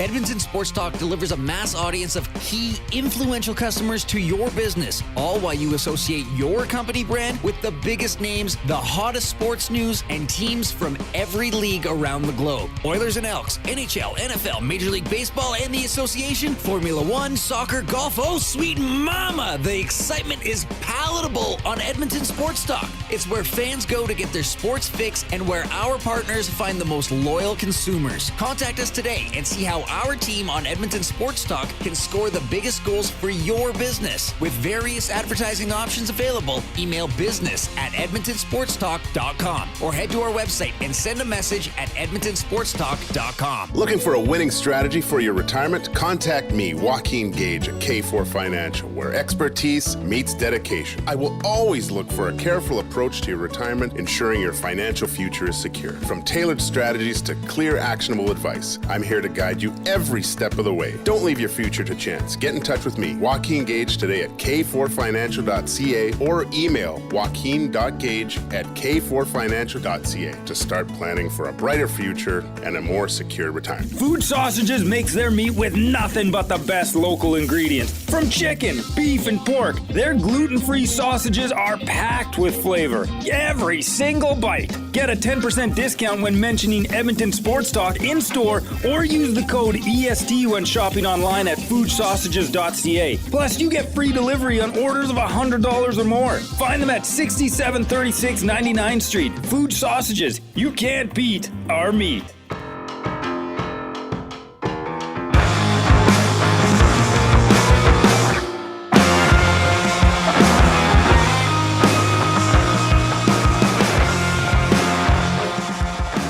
Yes, it is two of the top 3 teams in the NHL since November 9th.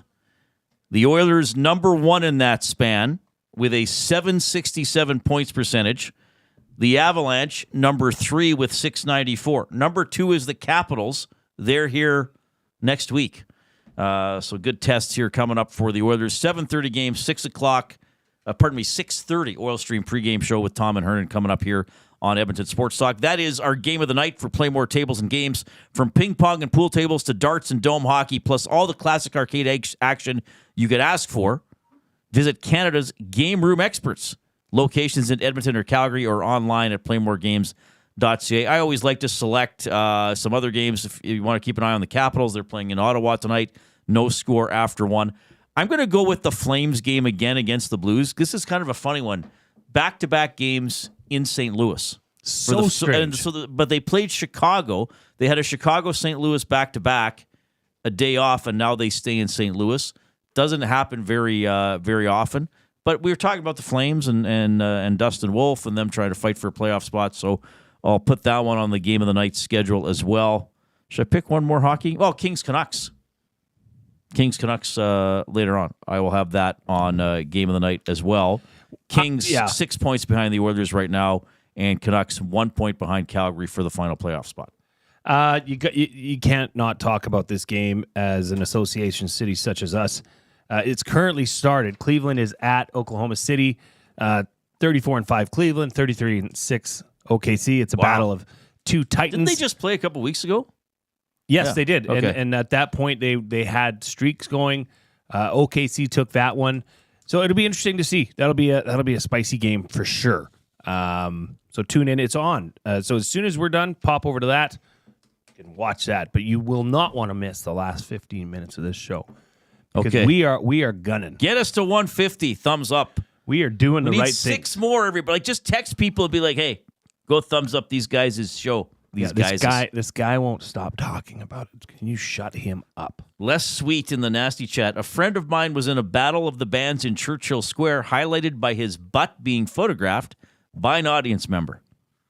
Cool. Les, that is amazing and possibly alarming. Jasmine saying NBA League Pass is free right now, so check it out. Jasmine, don't tell me what to do. Make this my yeah. The NBA League Pass is free. Makes my day.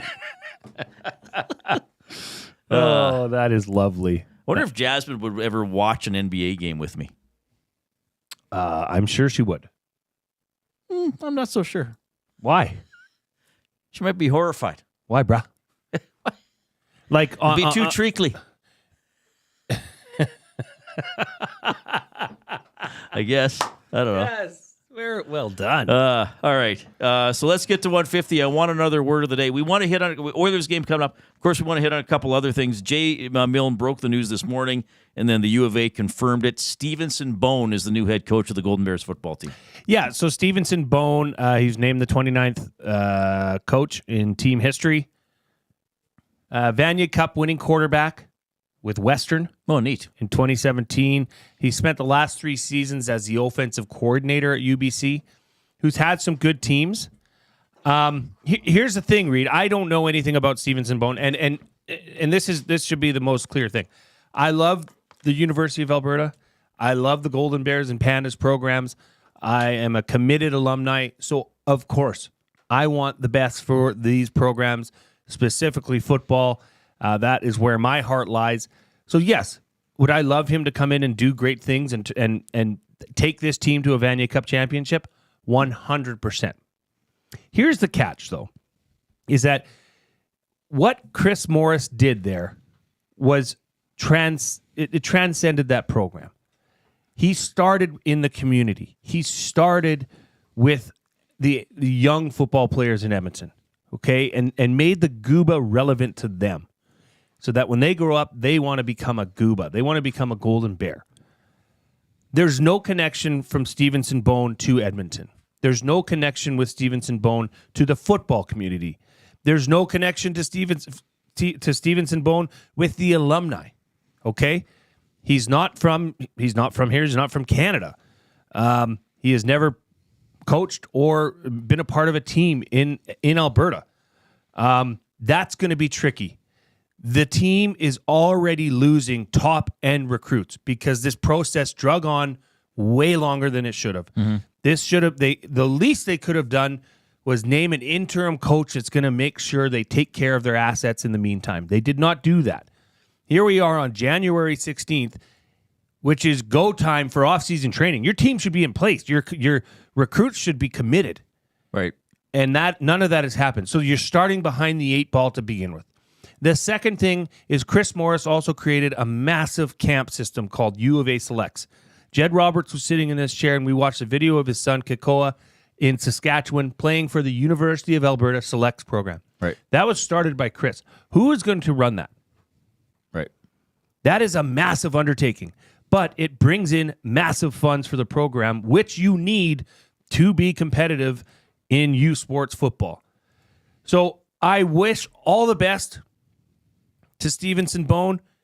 I know from what I've talked to and what I've heard from alumni that I've been discussing this with, they're also questioning the hire, but optimistic. cautiously optimistic. It's tough for an outsider to come in to a brand new program, a brand new situation, right, and get off on the right foot with the alumni, sponsors, etc. But go ahead and start winning that's football the job. games. I mean, they're confident you can do it if they hire Go him. ahead and start winning football games, and trust me, that tone changes really fast. So I wish nothing but the best for Stevenson Bone. It's going to be hard. This is not an easy job. And I hope he's the right guy for it. I know that the new athletic director that came in to U of A, Leah Pezzer, is a UBC transfer. Yeah, she so was there's at some ties UBC. there. Yep. There's some ties there, so maybe she knows more about the situation and who Stevenson Bone is as a person. I just want what's best for those kids that are playing there and what's best for the program. So I hope it's good. I'm cautiously optimistic. That's what I will say. Yeah, and we don't know the full hiring process or anything like that. I mean, someone said to me, why didn't they hire one of the assistants? And I was like, I don't really know. I'm not totally sure who applied. I'm not totally sure how interested. I mean, it's not as easy. We'll just, I don't know. I think there were some local applicants. I think there were some assistants or past assistants who maybe applied. They weren't picked. And this is a city that we like our comfort. We like our homegrown Yes. people. Now that doesn't And mean there people were can't, options. doesn't mean people can't come in from the outside and do a good job. But I agree with you about some of the recruiting and maybe the length of time it took for a hire and all that kind of And stuff. it's not like you can just say, okay, UBC, come east. I'm bringing my staff with me. No, there's not the budget for that. You have maybe the budget to hire one or two other full-time coaches, max. Right. So now you have to take find a coaching staff in Edmonton, of which you know none of them. That's hard. That's not easy. Yeah. So who are you depending on? Who are you leaning on to help you guide through that and create a staff? I'll be interested to see what his plans are for that. Hoping to have him on the Reid Wilkins show on Monday. Oh, really? Yes, Oh, that is his formal. That's his first day. Would be Monday, January 20th. So we're hoping to have him on here, and I'm going to ask him these questions myself. Good stuff. Yeah. The CFL schedule finally came out, and We didn't even get to talk about the CFL schedule. we're doing it right now. Did we make 150? We did. All right, so we got the Elk schedule. I mean, you know who everybody. I guess there's a little bit of suspense as who are the two teams they play thrice in their division, because they play everybody twice and two divisional opponents thrice. That's going to be BC and Calgary. I like that the games are spread out with the exception of the Calgary home and home. So they play Calgary the Labor Day home and home, and then in the last game of the season, BC they play in week 1 and week 6, and then not again until week 20. So I don't like home and homes in the CFL, except I make a pass for the Labor Day rivalries. So it's at least a month between seeing every team, right? Which is good. They go away, then a bye week, then home, then away, then 2 home games, and then another bye. So in the first 7 weeks, the Elks will play 5 games, 3 of them at home. Then kind of that 9-game stretch without a bye. They're away. To me, this is going to be the toughest part. They're away on August 22nd. They're away on Labor Day. They're home for the Labor Day rematch. They're away on September 13th and 20th, both going east. And actually, so they go at Ottawa, at Calgary, home to Calgary, at Ottawa, at Hamilton. To me, that's the toughest part of the schedule. Then in the final 5 weeks of the season, the Elks have 3 home games, 1 away game, and a bye week. Not in that order. Well, and it's hard to speculate too much into, okay, what's the start of this season look like starting, at Calgary, in the preseason, starting at BC, right, home to Montreal. We don't know enough about the teams right now because free agency hasn't. I mean, we're not even at the tampering window yet, Reid. Right. There's a lot that can happen. This team is going to change. But so you look at the end of the season. I always like to look at the end of the season because that's when you're going to be fighting for whatever it is, playoffs, home field advantage in the playoffs. They finish Saskatchewan, home to Saskatchewan, home to Winnipeg, on the road in BC, home to Calgary. 3 out of their final 4 games, and include a bye week in that, are at home. That is playing within the division, chance to make up ground. That is a great end or solidify. Yeah. So for getting the early bye week, maybe they gave them the benefit of having 3 out of your 4 final games being home games with a bye week sprinkled in, and not a ton of short weeks. Like there's a Saturday to a Friday. There's another Saturday. Like there's no like Sunday, Friday, or Saturday, Thursday. So it's not a bad schedule. This overall. is a really well put together schedule. Yeah, and I saw somebody. I should have found it. Somebody did a chart of like how many times you're playing a team with more days off than you, and the Elks balanced out at 0. And like Hamilton was like minus 13 or something. Sure, like they're going to have that many less days rest for their games than their opponents. So anyway, word of the day. Thank you, Nasties. We got over 150 thumbs. Oh, I want to let everybody know this too. Whenever you text us, it's the River Cree inbox at 780-218-9999. River Cree Resort and Casino featuring Italia Restaurant, home of the $6.99 brunch special from 11 a.m. to 4 p.m. on Sundays. All right, the second and final word of the day to wrap up the show. The word of the day with Reid and Jay. Oh, I'm sorry. Did I break your concentration? What do they got to say? Say what again? Say what again? I dare you. Let's find out. English, do you speak it? Then you know what I'm saying. Okay, Reid, this is a different way. I'm going to go a different way here, okay? This is a noun. Oh, you're going to tell me off the top, okay? Okay. The word is boo-book. Boo-book. Boo-book? Boo-book. Well, I did not know this word existed. I'll say B-U-B-O-K. What'd you say? B-U-B-O-K. I'm okay. Are you okay? B-O-O-B-O-O-K. Boo-book. It's actually exactly how it sounds. I'll give you a hint. It's a species of animal. Oh. I'll say it's a type of snake. We talked about this species. Is it an owl? It is. It's an owl. It's a small, reddish-brown, spotted owl. A boo-book. That's a very cute name. Do they murder ducks like the owls you know?